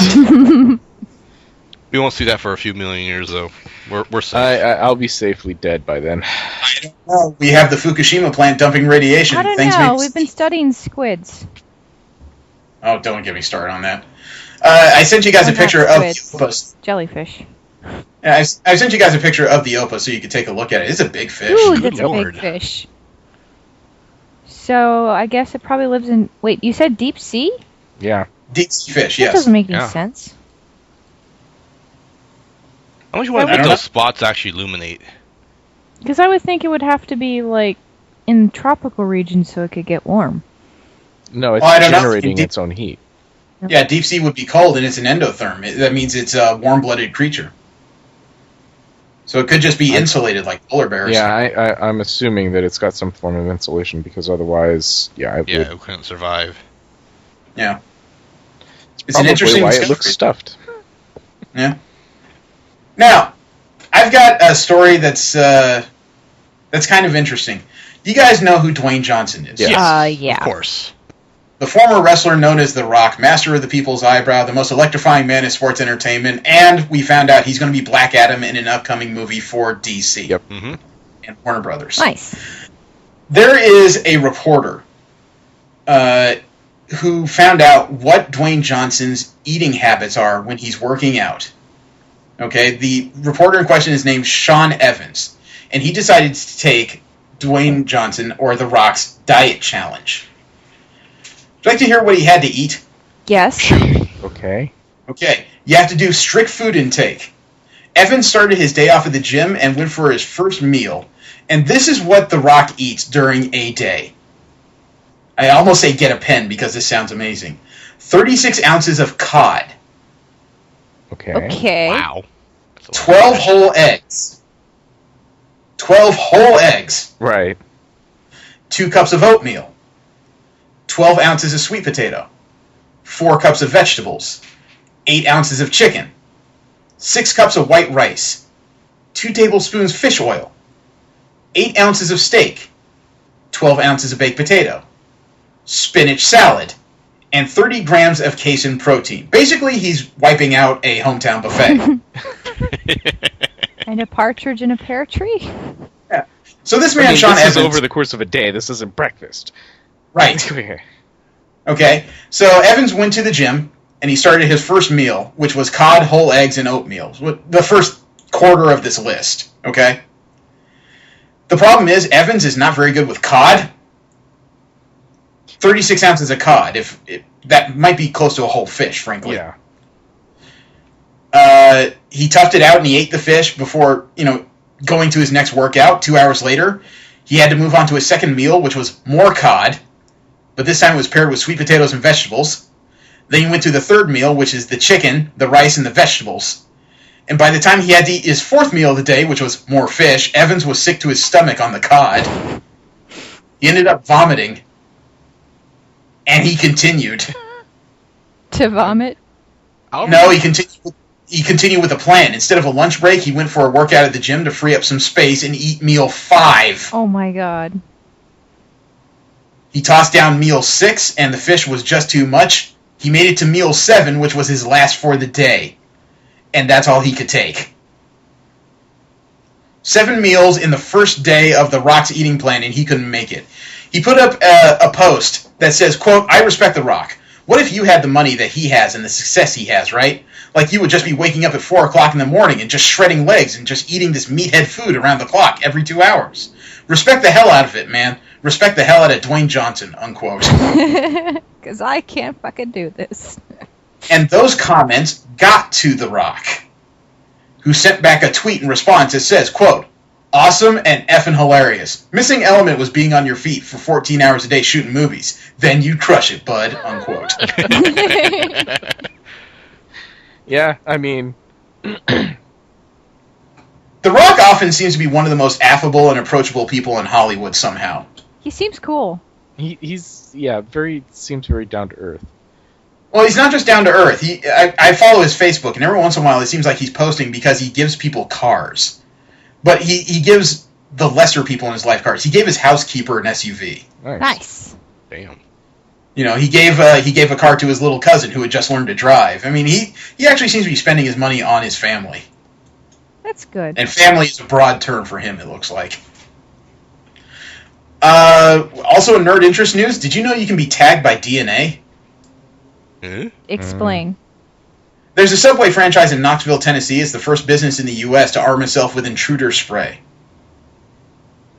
What happens is if you do an unauthorized break-in, or if somebody hits a particular switch in an entry portal in the restaurant, it will tag you with a small spray that has a unique DNA code which can be used to uniquely mark and trace both items and property and criminals. Oh, okay. Nice. This comes from a company called Select DNA. Its U.S. distributor is a man named Johan Larson, and he told the Knoxville News Sentinel that the system is being used already in Australia and Europe, supposedly with a high degree of success.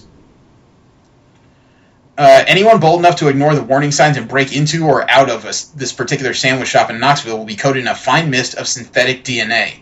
The spray is supposed to be traceable for weeks and only visible with a glow under ultraviolet light. According to the newspaper report, quote, "In most cases so far, Larson said once police see the glow, people confess. If they don't, a laboratory can match the spray to the specific store to tie someone to the crime scene. Just having the spray system along with the accompanying warning signs is a deterrent for criminals," Larson said. However, he said, "It's just a question of time before someone is foolish enough to steal anyway and is marked by the spray." The Subway installation follows a pilot program between CSI Protect and Knoxville Police earlier this year to prevent property crime, said Knoxville Police Deputy Chief Gary Holliday, unquote. Man, that could change crime in a very big way. So what if this actually turns out to, mutate people? And people start growing cat ears, and then otaku by the dozens run to the sandwich shop. Yep. Although if somebody develops super strength, all they'll say is it's thanks to Jared. Last up in nerd interest news, you've seen the real-life Tron light cycle that someone has built. Yeah. Really? It's working. You haven't seen that? There's even videos of this thing rolling around. I'm not sure. Even has the gigantic wheels. I mean, here. Let me get the image so you can take a look at it while I go through this. There you go. Oh, okay. This particular bike was recently sold. For how and much? Remember, it's not from the movie set. This is a replica someone built. This thing went at R.M. Soothby's auction as part of a wider auction of the Andrews collection to an undisclosed bidder. And it went for $77,000. Wow. Yeah. Jesus. I'm not sure I'd say that's necessarily what I would think this is worth, but it's a damn good replica. Mm-hmm. complete with the open wheels like that, that's got to be hard to put together. Imagine what would happen if you ever have to replace a tire. Yeah, definitely had to take a lot of things off. But I've seen it done on regular motorcycles, actually. Well, I'm curious if that's even inflated. I'm not even sure they are inflated. They may be zero-air tires. It could just be rubber. But this thing has a 96-volt direct drive electric motor, so it's not even a gas runner. You would have to plug this in somewhere. It was only ever ridden around the storage at the Andrews collection, so it's in new condition. There is some guy out there who's got to be so happy with himself. I don't know where you would drive that, though. I mean, fuck me if I drive it around the city or something. Take it straight down to Watts and see what the dark people think of it. I can hear your sphincter clench at the thought of it. Well, I don't know. I mean, considering the fact that Merced is now number 2 as far as like most dangerous cities in California, you'd probably be more dangerous riding around in Merced. Oh, come on, man. You know you guys can hit number 1. You gotta try hard. We've did it I before. don't know. I think Oakland has it locked in. Actually, I think Fresno is supposed to be the worst city in California. No, it's 5 now.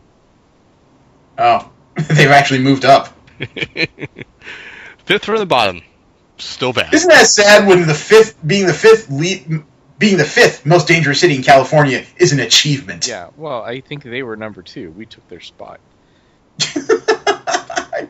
This is such a strange thing to fight over. Well, all I can say is, we fucking beat out so many other places. Compton is less dangerous than Merced.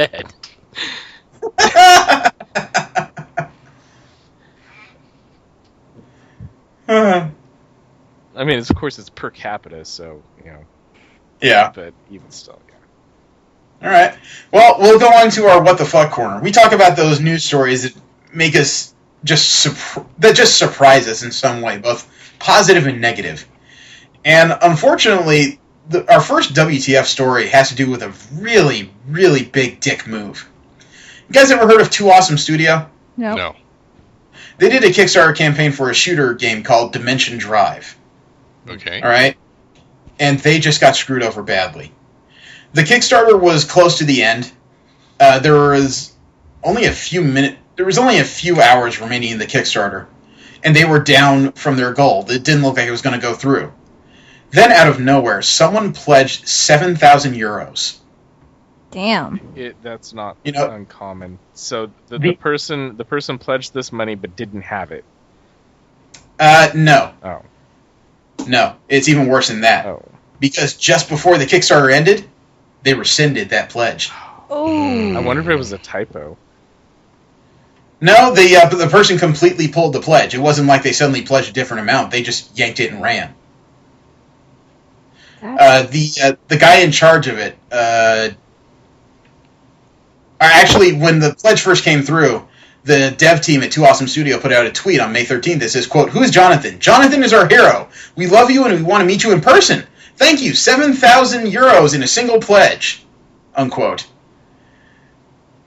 And, let me see. They went on to put another tweet that says, quote, "Funded at the moment of speaking. Can we reach 500 backers? That would be a nice number." Unquote. And then, not long later that day, they said, quote, "We've just been informed by Kickstarter that the $7,000 euro pledge was fraudulent. Somebody played with our dreams. Sorry for the confusion." Damn. Somebody pledged 7,000 to our Kickstarter just to be taken away in the last moment. Trolling the end of our Kickstarter. Funded and it's gone. Dicks. Don't know what to do now. Mentally devastated. Don't know what to do now. Aww. Yeah. That's not often that you hear something like that from like a game developer. Well, even worse, when the clock ran out on their Kickstarter, they were just under 7,000 euros short of their goal.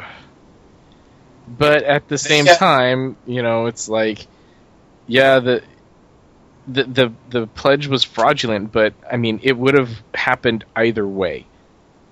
Whether.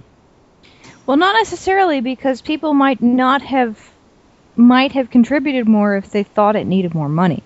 Well, that's true, Yeah. but at the same time, I don't know. It's unfortunate we'll never be able to find out what the reasoning for the guy to do it was. whether they had the 7,000 euros and just said, no, I don't want to back this anyway, or... Actually, there's a little bit more to the story because a Kickstarter rep told Kotaku that the user behind the fraudulent bid has been suspended, so it appears to be a Kickstarter troll. That's horrible. You know, if it was a typo, like you suggest, it would have just probably gotten a reprimand, but the fact that they suspended the account speaks volumes. Yeah. Yeah. Now, this is a WTF of a different caliber, because it's not necessarily harmful, but it very well could be. And I would like to know who I have to punch to stop this. Sony is digging back into their archives from 1966, or 1996, I should say, and they are remaking The Craft. Really? Yeah. What is this? That was... The Craft was a movie about 4 teenage witches back in 1996. It was headed up by a few young actresses at the time, and it was a whole lot of melodrama. They attempted to go horror and occult with it, and it really didn't put off that vibe. All it did was inspire a new age of goths and really began the age of emo, in my opinion. It was a interesting movie, I'll put it that way. I'll just say it was shit. Sony's already hired Lee Janiak to write and direct it, and Phil Grazide to co-write it. The original movie was starred by Robin Tunney, Fariza Balk, Nev Campbell, and Rachel True. I don't need this. I do not need this. I don't know. I would rather watch that than the Smurfs. I got something for you to watch, actually. It's a clip that's just under 2 minutes from YouTube. It's from a young hockey player in the UK. Okay? This hockey player played for Lee Valley Juniors in London, won the co-MVP award of the England Ice Hockey Association Junior Interconference Tournament in Sheffield last weekend. Nice. This particular goalie had a .959 save percentage, facing 76 shots. Damn. Which means this goalie stopped nearly everything that came their way. And their team did not make it to the finals. Oh. Okay, they were knocked out in the semifinals as a result of a shootout, and they lost 1-0, if that tells you anything. Wow. Okay? Here's the part that's amazing. This player is 11 years old, and their name is Emma Nichols. Oh, nice. I don't. It's a girl playing hockey. Yeah. It's a girl. Okay. It's a girl goalie playing hockey in England. Would you like to see the video of her at work? Yes, please. Take a look at this. I watched this. This is amazing. Check this little goalie work, man. She has some amazing kick blocks, and I don't even watch hockey. You see how she just knocked that boy down to get the puck?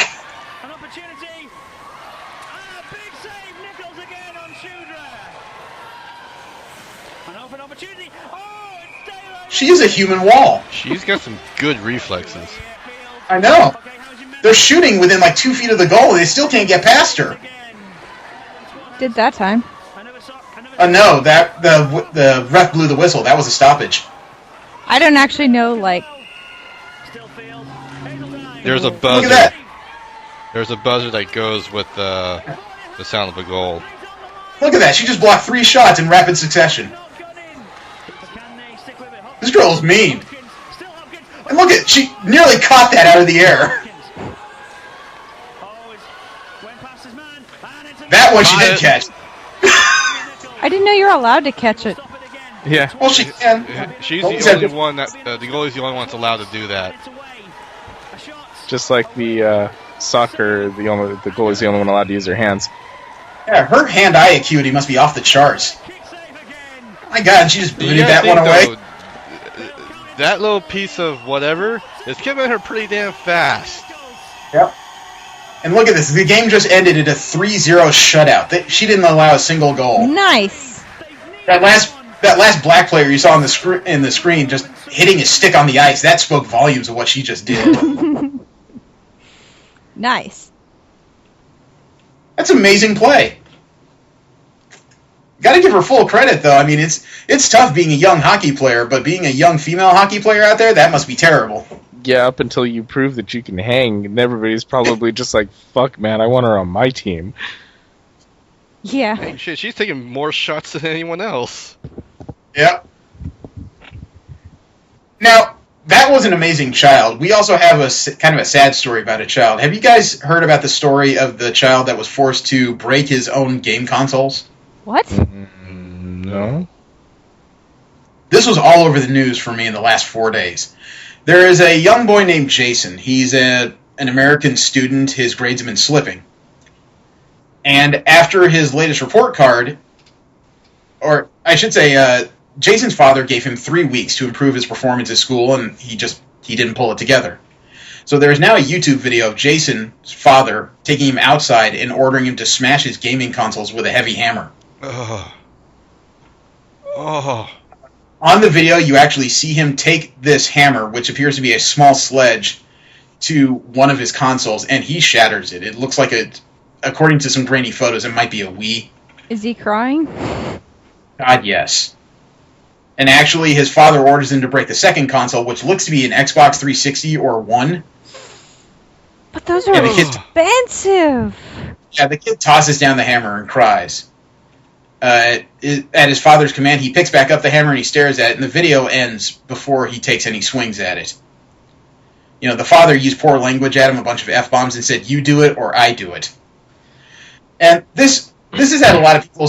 This is like rough parenting at its best, and some others saying this is rough parenting at its worst. Yeah, it's created a bit of a debate as to what is reasonable when it comes to kids. But they paid for it, so yeah. But then it becomes the fact of, did you give it to them as a gift? You know, because my whole issue is, if you gave something to somebody, I don't care if you paid for it. If you gave it to them, it is theirs. Yes. There's also less traumatic things to get rid of something. If you made it pretty clear, if he didn't bring his grades up and the video games are gone, sell them. Lock them in a closet. Yeah. GameStop them. That something. Yeah. Doing this is obviously just it reminds me of another video that I saw where the child was much older when he's, kind of doing the deadbeat thing, was done with school but hadn't got out and gotten a job, and the guy was that the one with the lawn mowed the games and whatnot, and the kid just went off, lost and it. A lot of people were like, oh yeah, totally deserved it. And I'm just looking at that going, I thought that was no purpose. I honestly thought that video was fake and set up. I don't know. It could have been, it might not have been, but I highly disagree with those measures because, yeah, you're throwing money away. You're throwing money away. The person, you're not, forcing them to change themselves at all. You've just essentially, eliminated... Traumatized them. Yeah. You have done nothing other than just completely alienate your supposed... you have no influence anymore. What are you going to do at that point? I personally thought that was a setup because I always get suspect about videos that start from one point and then unlikely enough, follow things going from point A to point B to point C. I don't know. Due to the fact that it was the guy's brother that was taping it, I could see a sibling being that. Just like, oh yeah, watch this.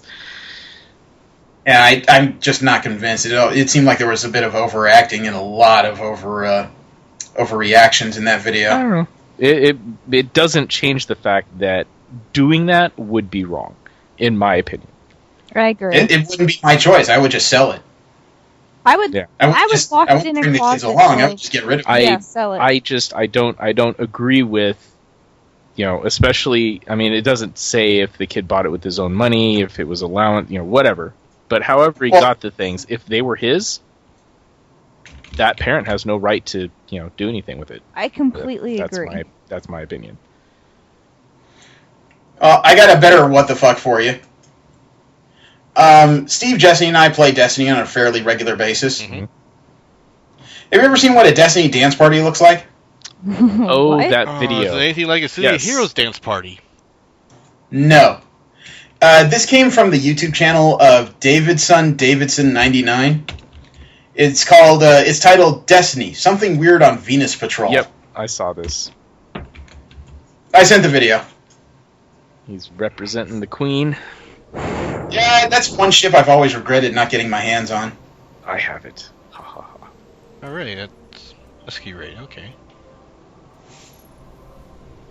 Husky Raid, I believe, is the clan. Yeah, but Husky StarCraft is a known YouTube and Twitch player. Yeah, I don't know dick about him. You don't follow games nearly as much as I do. And we're still going planet side.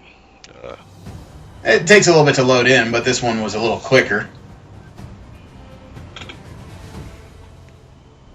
Long preamble to this particular video. Okay, let's go find some trouble. Let's get to the point. Yeah, let's go find some trouble. Truer words. And he doesn't even bother to speed up the footage.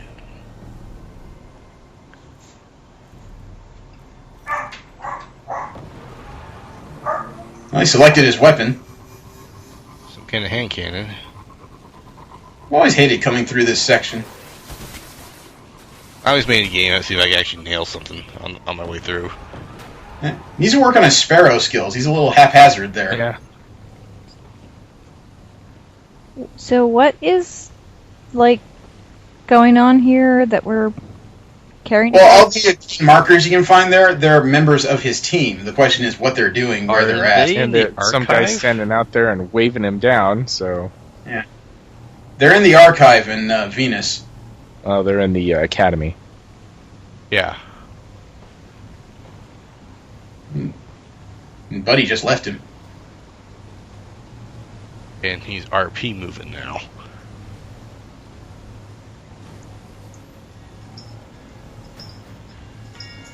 You hear the music? Yep. Yeah.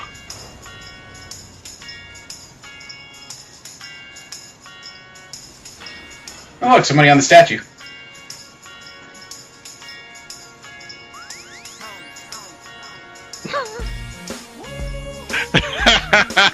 I love the grenade usage and everything. Yeah, they put together some interesting choreography for this. And I never thought I'd see choreography in Destiny. It's an interesting way to use necrochasms and atheons. Like show. Yeah.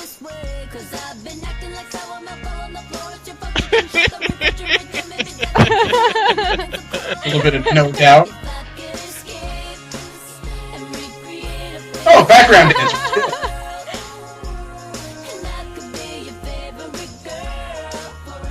I actually want to know what the Hunter's shader is. I guess I'm thinking it's probably the Queen's. No. Nah, it looks like one of the ones that came out of the beginning. The shop in the tower. Yeah. Oh yeah, the whatchamacallit Royale. Yeah, prevents. It must have been hard for the foreman to go running around with the guns like that.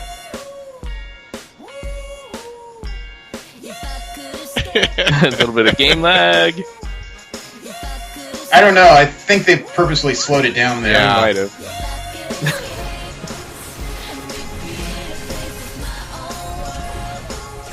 What do you think they talk about this particular section? I don't know what to do. Just start throwing shit.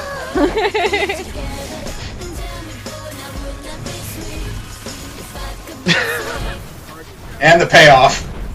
And they Kill TPK. themselves. Nice. He's like, fuck it. Okay, whatever.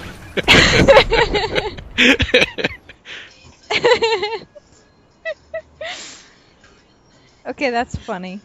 That wasn't something I expected to find when I was going through videos this week. Yeah, actually a friend of mine linked that to me on Steam.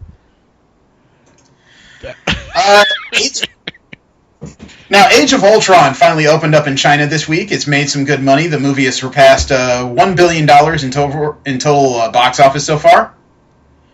I don't know if it's on point to take the highest grossing ever, but it appears to be a threat at the very least. However, it's getting some interesting problems in China. Do you believe that the Chinese subtitles are not exactly portraying the movie properly?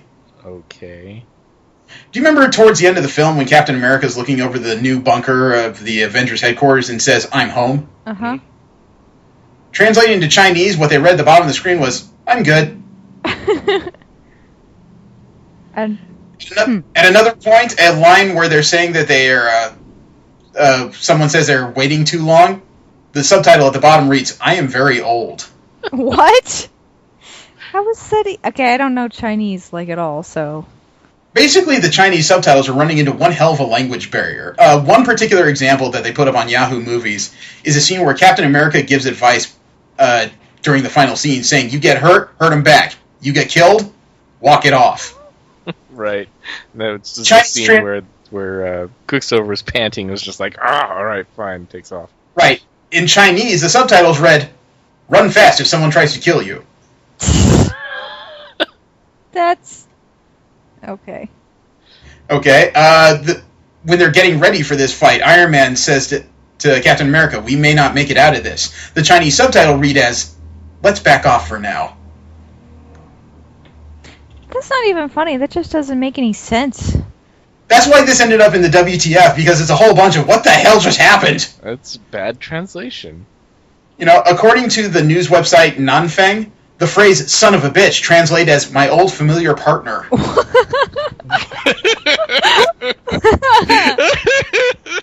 God, I love translation errors. There was one Weibo social media account by a film goer named Wo Jiao Shengjia. He said, quote, "The woman in front of me almost cried and said, 'Let's go home. I can't put up with it,' unquote." Oh, wow. So it sounds like it sounds like Marvel Studios or whichever Chinese company they hired really fucked up the translations. Yeah.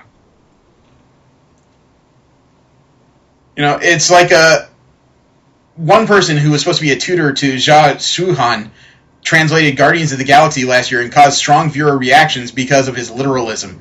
The movie was also known in Chinese as Interplanetary Unusual Attacking Team.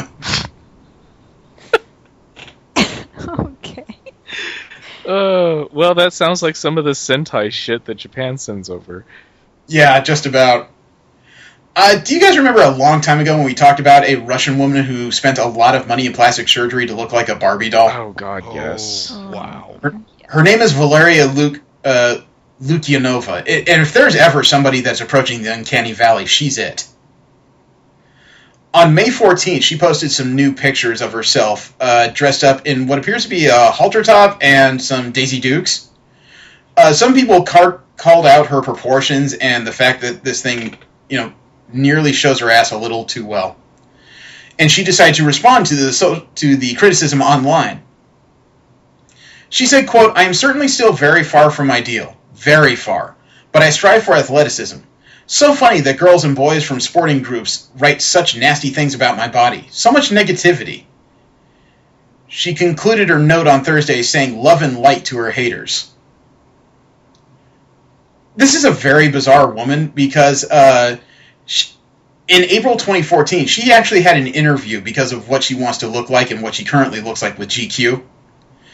She made the comments in the article, quote, "Ethnicities are mixing now, so there's degeneration, and it didn't used to be like that. Remember how many beautiful women there were in the 1960s and 50s without any surgery? Now, thanks to degeneration, we have this. I love the Nordic image of myself. I have white skin. I am a Nordic type, perhaps a little Eastern Baltic, but closer to Nordic," unquote. Where is she from? The hell? Russian. She's a Russian who apparently doesn't like racial mixing. Yeah, apparently. Wow. And the pictures on this article, she's freaking me the fuck out because she does not look human. Yeah, she's done a number on herself. Well, she looks like some kind of mannequin that ran away from a store. I don't know. Take a look at this, and this is just a wider shot. This is not a close-up of her face, and it is just bizarre. It doesn't. Right. Yeah, no. It doesn't look like a breathing person. No script won't let that through. Really? She's... That's a real person. Oh my god, that's so weird looking. She has spent the equivalent of hundreds of thousands of dollars to look like a Barbie doll. Like, Barbie is one of her visual idols. Yeah, Jeremy can't see it. I don't know why. It came straight off Yahoo. Here's a wider shot of her, complete with her long-ass freaky legs. She looks like a spider learned to walk. What the hell is that? She looks like a drider. Oh God! God, she does not look like a real. Yeah. I mean, I know what she thinks she looks like. If this came walking at me, I think I might have a puddle of urine in front of me. Covering up the face is not helping. No, it doesn't. I'll give you one last one of the shot that some people criticize, the booty shot. I don't see a butt there.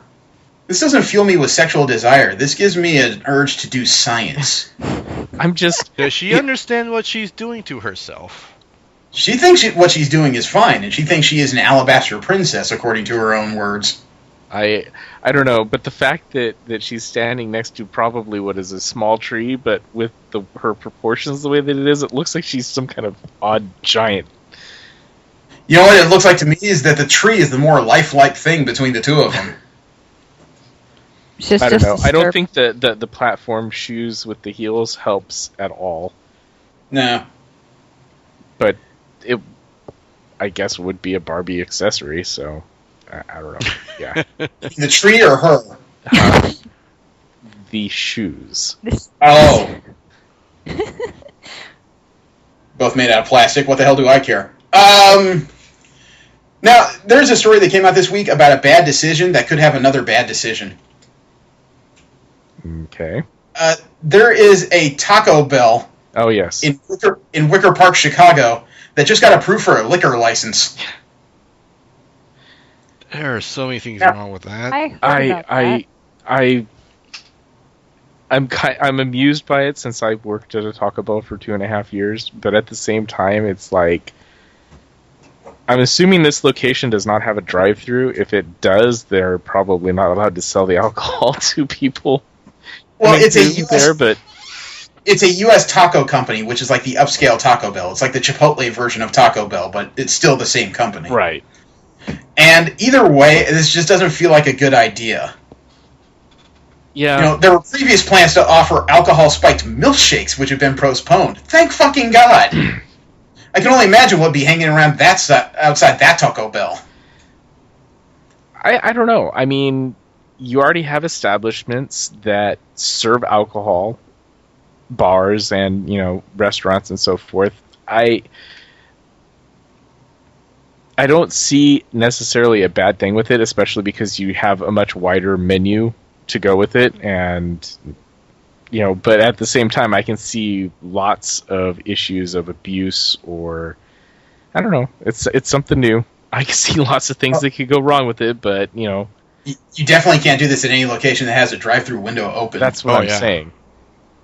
And even then, it's like carting and everything else is probably going to be a big hassle. Yeah. I have a little bit more food news in the WTF corner. This is interesting. Now, there is a Los Angeles resident named Shuli Shoche. They were in Bentonville, Arkansas for a little while. Came across a guy at a local supermarket that had an interesting Yiddish tattoo. I sent you guys the image already so you could take a look. Mm-hmm. And the guy asked him, so what does that mean? And the person with the tattoo said, it means strength, just like my name. I got it while I was in the military. Someone lied to him, probably. Well, the person that saw the tattoo thought it looked a little curious, so they looked it up. The word tattooed on this apparently military man's arm is matzo. Uh-huh. You're going to have to give me... I don't know Yiddish. Matzo is white bread and cracker in Jewish culture. Oh. But to him, it probably sounds like macho. No, the words for bread and strength are completely different. I looked it up. No. The guy probably... The phonics that the word is in Yiddish probably to him sounds like macho. No, he thinks it means literal strength. He doesn't know. He probably didn't hear the actual word. Yeah, whoever tattooed that on his arm didn't tell him what the word was. Or probably didn't Or at least they lied to him about the word. Because I looked up the word for strength. It doesn't even sound like macho or anything like that. Somebody is fucking around with him. No, I'm saying the word he heard from that tattoo. Like if they did tell him what it meant. Like they told him the word and said, "Oh yeah, macho," and so he thinks, "Oh, macho," and it's no. Yeah. Yeah, I don't think that's what occurred here. Yeah, I don't either. I think they just said, "Oh yeah, we're going to give you the tattoo for strength," and yeah.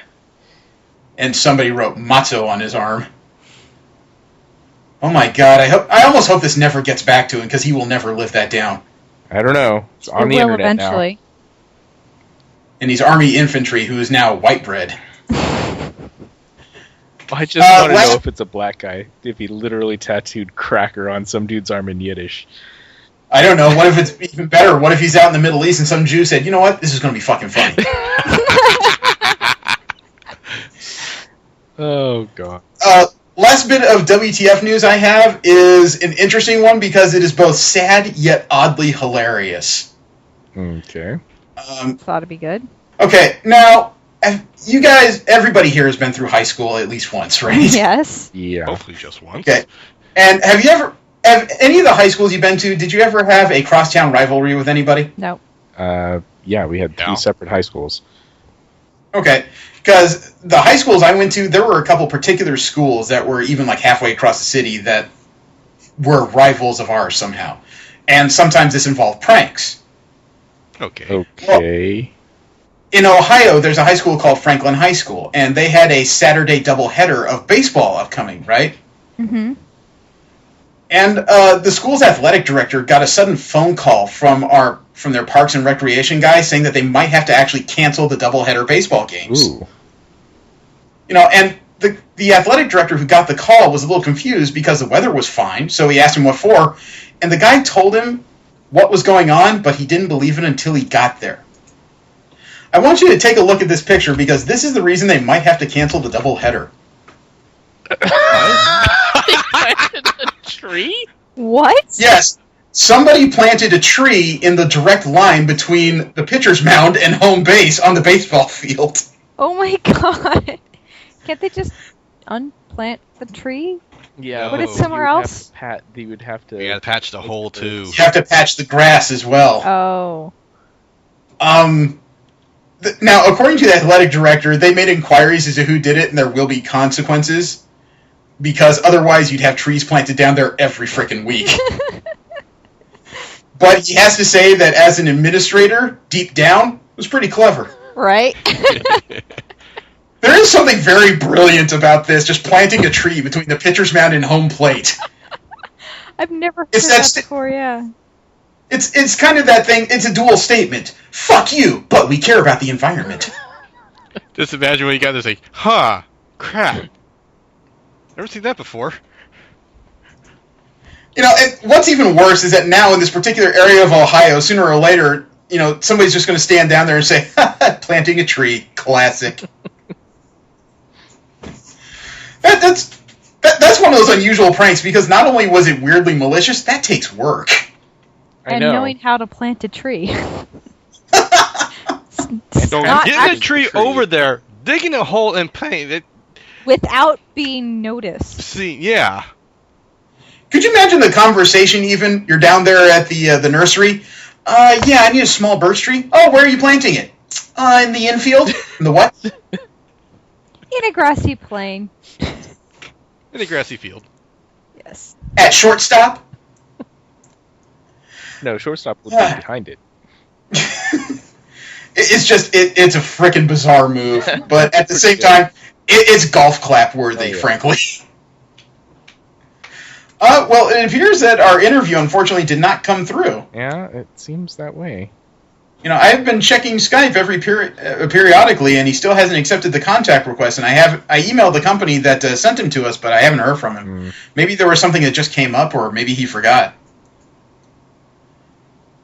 Actually, can we fill time? Actually, I got an idea.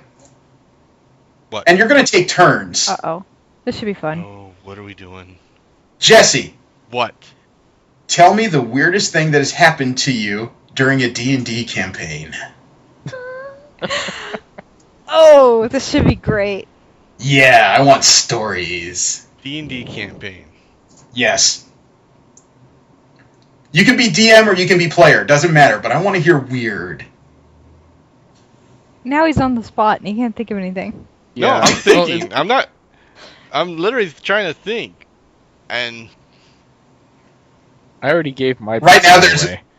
Right now, there's 3 brain cells getting together. We're at DEF CON 4. Quick, we gotta come up with something. No, that's not it. The thing is, I can't think of anything that was weird that happened to me. Really? Really? Because I got a short list of things that have occurred to me that come to mind almost immediately. Probably just defining weird wrong. That's probably just every D&D campaign. Well, our D&D campaigns happen to be... It's not what happens in the campaign, it's usually like what's happening around the campaign. Really? We get distracted really easily. Oh, yeah. Well, I remember one thing I did was I was playing a gestalted fighter wizard, and I bull rushed this guy into an outhouse, and then I set the outhouse on fire. You burned him in his own shit? Yes. I don't know somebody else's shit unless he just came I rolled out. a 20 on that too, so it was just like, you are in the hole, sucker. Actually, I had something weird that happened to me while DMing. I was doing a modern D20 campaign. I was mixing magic and I was just getting to this modern one. stuff. One of our mutual friends he showed up for a session, and he played a character, an auto mechanic that was really talented with a crowbar, of all things. He came in with a shotgun. Freeman? What? Did he make a Freeman? No, he was a talented auto mechanic. He was a driver. His specialty was point A to point B vehicles, all that. So they were fighting in this open area plane, and there were these corridors that were connected at 4 points. It was almost like a square. You had to get to stairs to descend to the next level.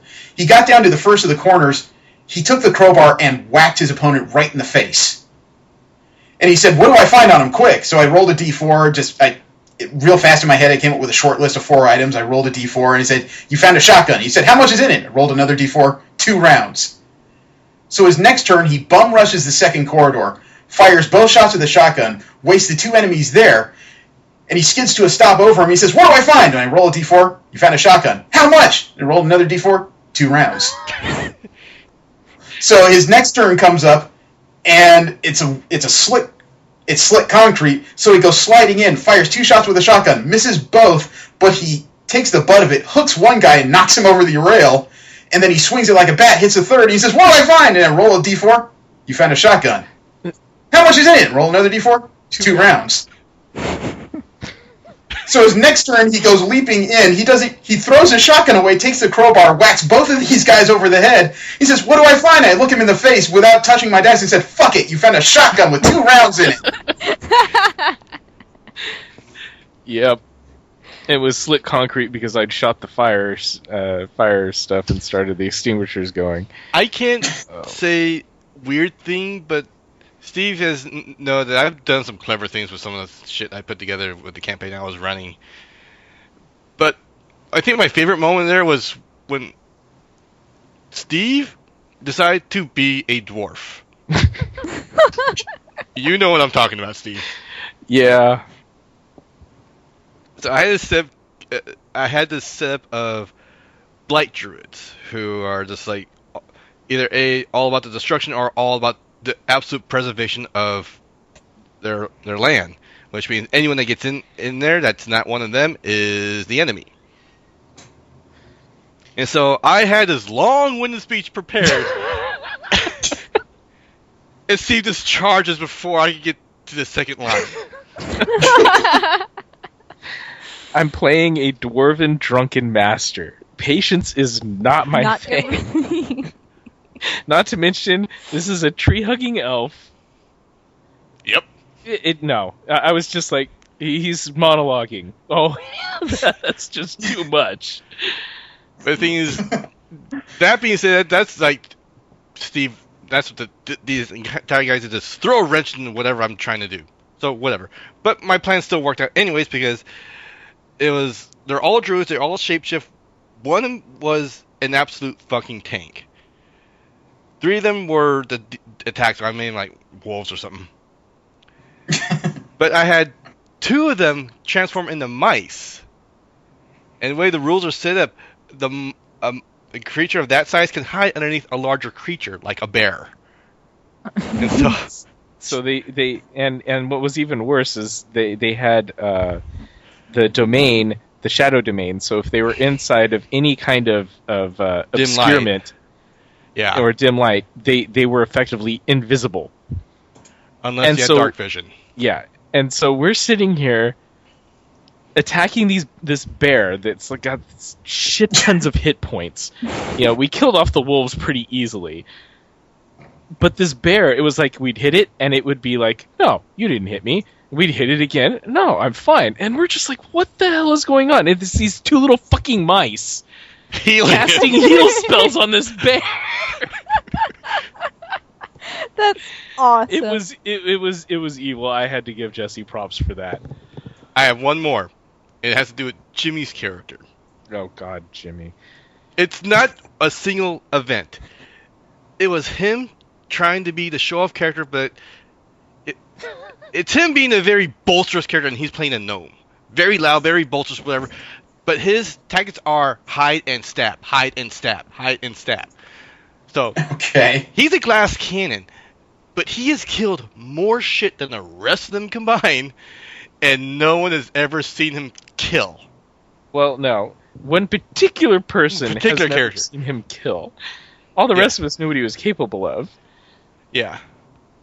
And yeah, it was quite amusing because we're in this, not really a Land Before Time, but society kind of rolled backward, where they're still trying to discover how to make metal equipment and stuff again, and everybody's pretty much gone barbarian, and this young barbarian is acting as our guide, kind of against her will. And we've got, a dwarf, an elf, various humans, all things that, this culture has seen before. Gnomes? No. So they're sitting there looking at us going, why the fuck are we traveling around with this child? Not to mention the fact that it's got weapons.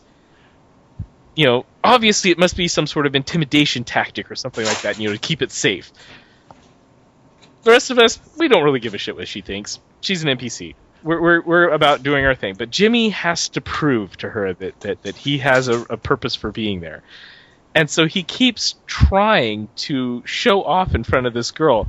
And every time he does something, either he completely misses the attack, or completely destroys it, conscious, or he was not in her line of sight. It always worked out that way. He would take down the boss, and she's across the map, or something. Or he's invisible.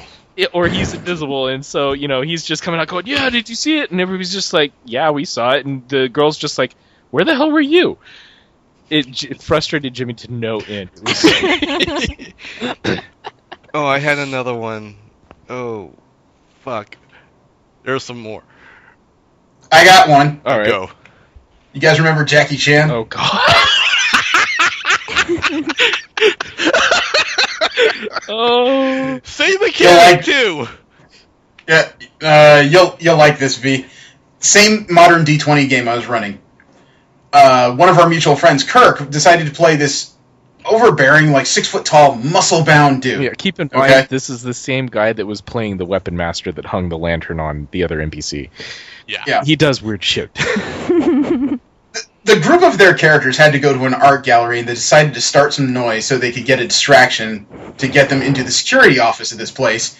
And Kirk decides the best way to do that is to start a fight with somebody else in the room. So he looks around and he finds the smallest people he can find. It just happens to be a young Chinese couple who appears to be looking through the paintings. And this is a modern art gallery, mind you. This isn't old classic Renaissance stuff or anything. The modern D20 game has this interesting rules about intimidating characters. You actually have to roll an intimidation check. Find out if you actually have that overbearing presence that just scares the shit out of the other people. So he starts talking smack to this guy and about the girl. And this 5-foot-nothing, 120-pound Chinese man keeps rolling 18s and 19s on the intimidation check. In other words, he's not scaring him at all. So Kirk starts upping his language. He says, "What, you want to fight or something?" So I roll an intimidation check. I get a perfect 20. So I just said, okay, he hits you in the face. and he just says, okay, calm down, little man. I roll the intimidation. He's not impressed. He just hit you again. He says, hey, I've had about enough of this. I roll another die. Still not impressed. He just hit you in the face again. 3 more points of damage to your head. He's going to knock you out. And so Kirk produces a gun. He cocks it and he says, look, little man. I roll the dice. You have 1 point left.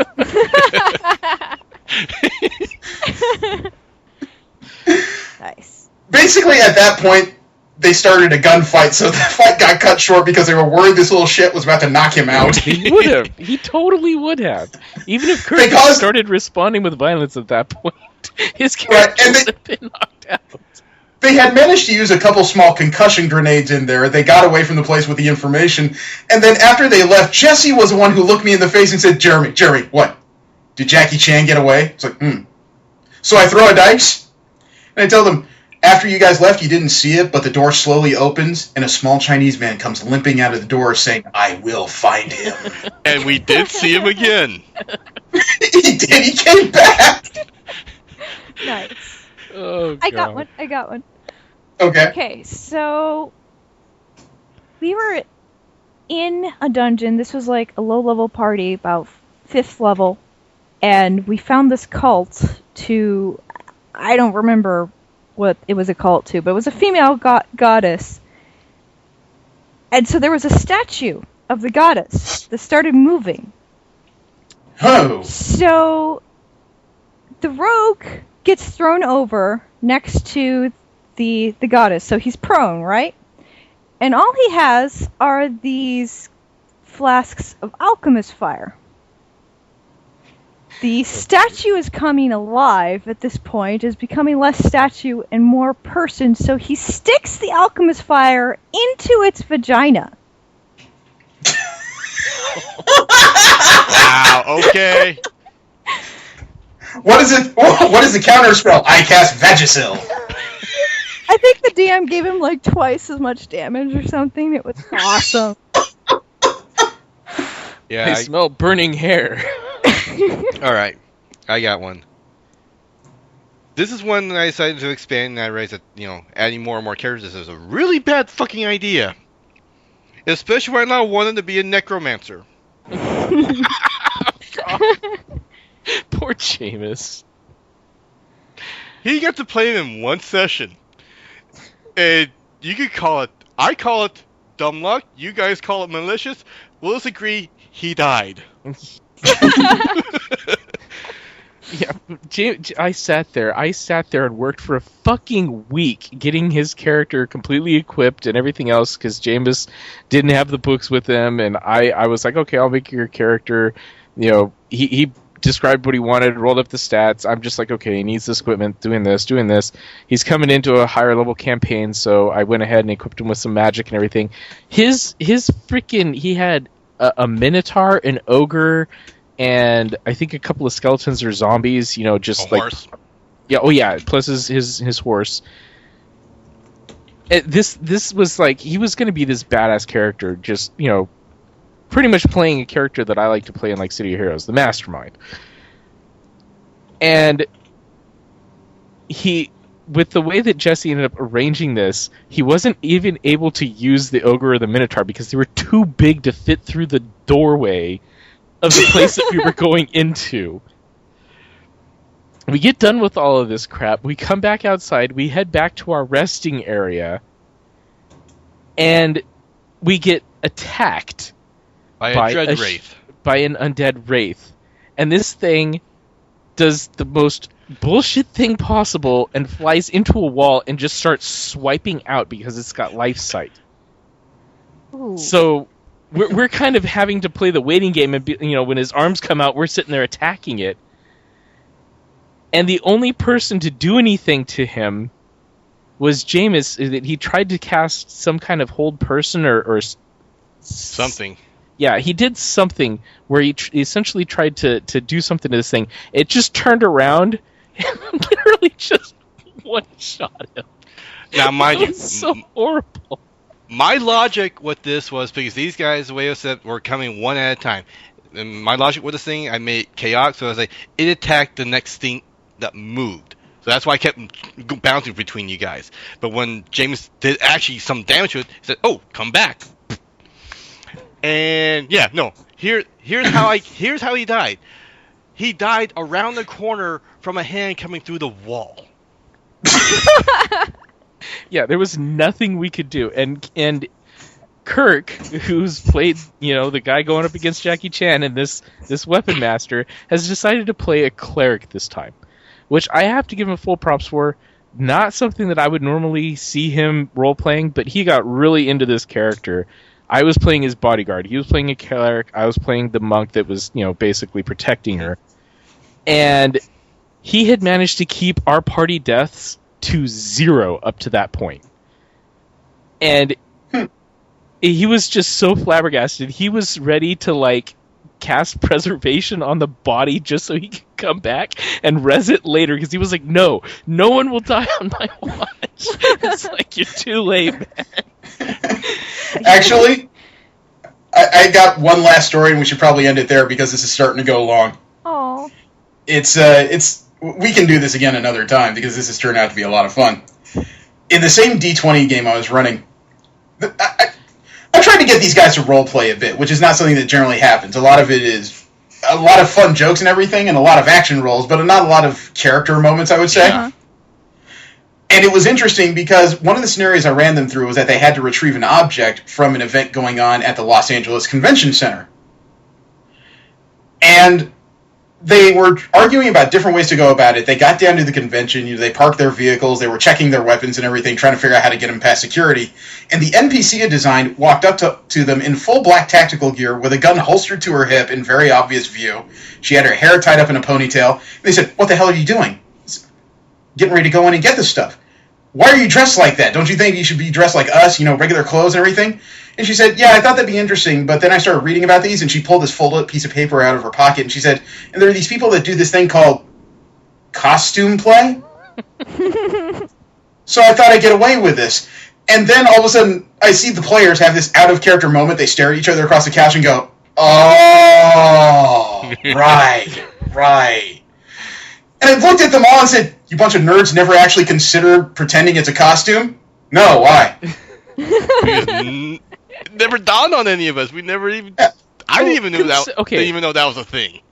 I thought about it, but I'm playing an ex-cop. She's allowed to carry.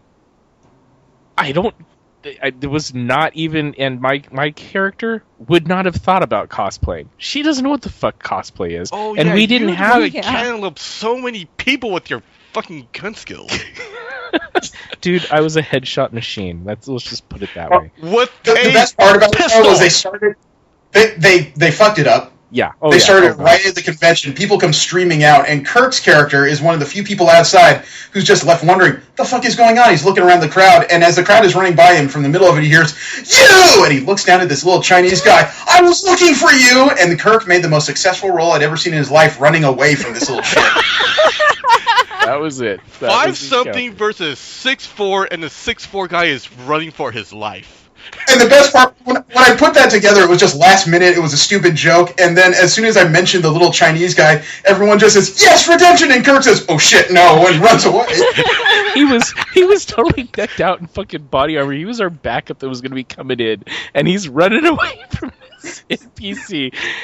Oh, that entire campaign that you ran with us in Modern D20 was doomed to fail. There were so many bad stories that came out of that campaign, and I thought I set up relatively simple and straightforward stuff, and you guys found complicated ways to fuck it up. Oh, yeah. We overthought it. We totally overthought everything. The parking, I think the parking garage was the biggest one. Oh, the parking garage, without a doubt, was the biggest one. We'll save that one for later, though. Yeah. All right. Let's see. Next weekend, I am at Fanime, so you guys have a weekend off. Actually, anybody not going to Fanime has 2 weekends off. So, V, you're not doing anything next weekend or Memorial Day or the weekend afterwards. Okay, so, congrats to you. It's not anything special going on. It's just after Fanime. With Fanime upcoming, I don't think I'll have time to cut this show in the week I usually take. Yeah, so I'm going to need some extra time after the con to finish up and catch up, and especially with Anime Expo in San Diego looming. Speaking of which, before we go, Anime Expo put out an announcement today that should have been made fucking weeks ago. No, they just announced they're actually going to have a concert at this Anime Expo. Oh, damn. Who? Oh, no, you don't understand. This actually covers something we've talked about on this show. What? Who? Who is it? Momoro Clover Z is coming. What? Wait. They're having a concert on July 2nd at the Nokia Theater, not in the convention center, so somebody's actually spending money, with special guests on their show, Paul Stanley and Gene Simmons. Nice. Okay. I kind of liked that. This is the most impressive thing they've announced all year, and they announced it 5 weeks before the fucking con. I don't understand. At least they did it better than with Yoko Kanno. Yeah, Yoko Kanno, because that pissed me off. Well, this also pisses me off because the concerts for Anime Expo over the last 3 years have not been added in the badge price. You got to pay an extra fee to get into this. And let alone the Anime Expo last year was 80,000 people. The Nokia Theater where they're holding this is a venue that seats max 7,100. Wow. Yeah. These tickets are going to be fast and they're going to be expensive. Yep. So it's a good announcement. Shitty way about doing it. Yeah. Let's see. What do you guys say that we get into some of the events going on since we'll have a little extra time? Well, we should talk about Secret Wars when we get back. I would like to see where this is, where it's heading, and if it's any good. Okay. Sounds reasonable. Because by the time we get back, there should be 4 issues out. So 1 through 4 should be enough. All right. Well, thank you very much for coming by. I invite you to roll with us again in what will be to you several weeks. After we get back from Fanime and cut an additional show and put this one together. I apologize if the news is going to seem a little bit dated. There's not much I can do because, after all, we're doing this unpaid, so we're doing it on our free time, which cuts down rather significantly when you have a day job. Yep. So I really appreciate all you guys coming by, and believe it or not, we are approaching 100 shows. Really? Oh, nice. Really? We should do a special. This one right here is episode number 95. We should. The one we do with Fanime will be 96. And I can add into this show that the Heroes Brewfest is an outside event going on at San Diego Comic-Con. Mm-hmm. They're nice enough to get in touch with us. They offered us a media pass while we're there. I don't know if any of us in particular will be going simply because most of us are not drinkers. Right. I found someone from the site who is going, but as part of it, he's going to give us a discount code we can give away. Ooh. Nice. So we will have a discount code to give away to Heroes Brewfest, and our 100th show should be just before Anime Expo and Comic-Con. Sounds cool. Sounds like a plan, wouldn't you say? Yeah. All right. Well, thank you. Stay tuned to our next couple of shows. We'll make the deal to get the code, and we will offer it as a giveaway. Thank you for tuning in. I invite you to roll with us again soon. Have a great one. I am Jeremy. Steve. Jesse. And V. Don't jerk and drive. We take that seriously. Have a great week. It does make me Seriously, laugh that's every dangerous. time. It's dangerous when the wheel gets sticky. Yeah, I don't know. That just makes me flash back to jizz in your pants.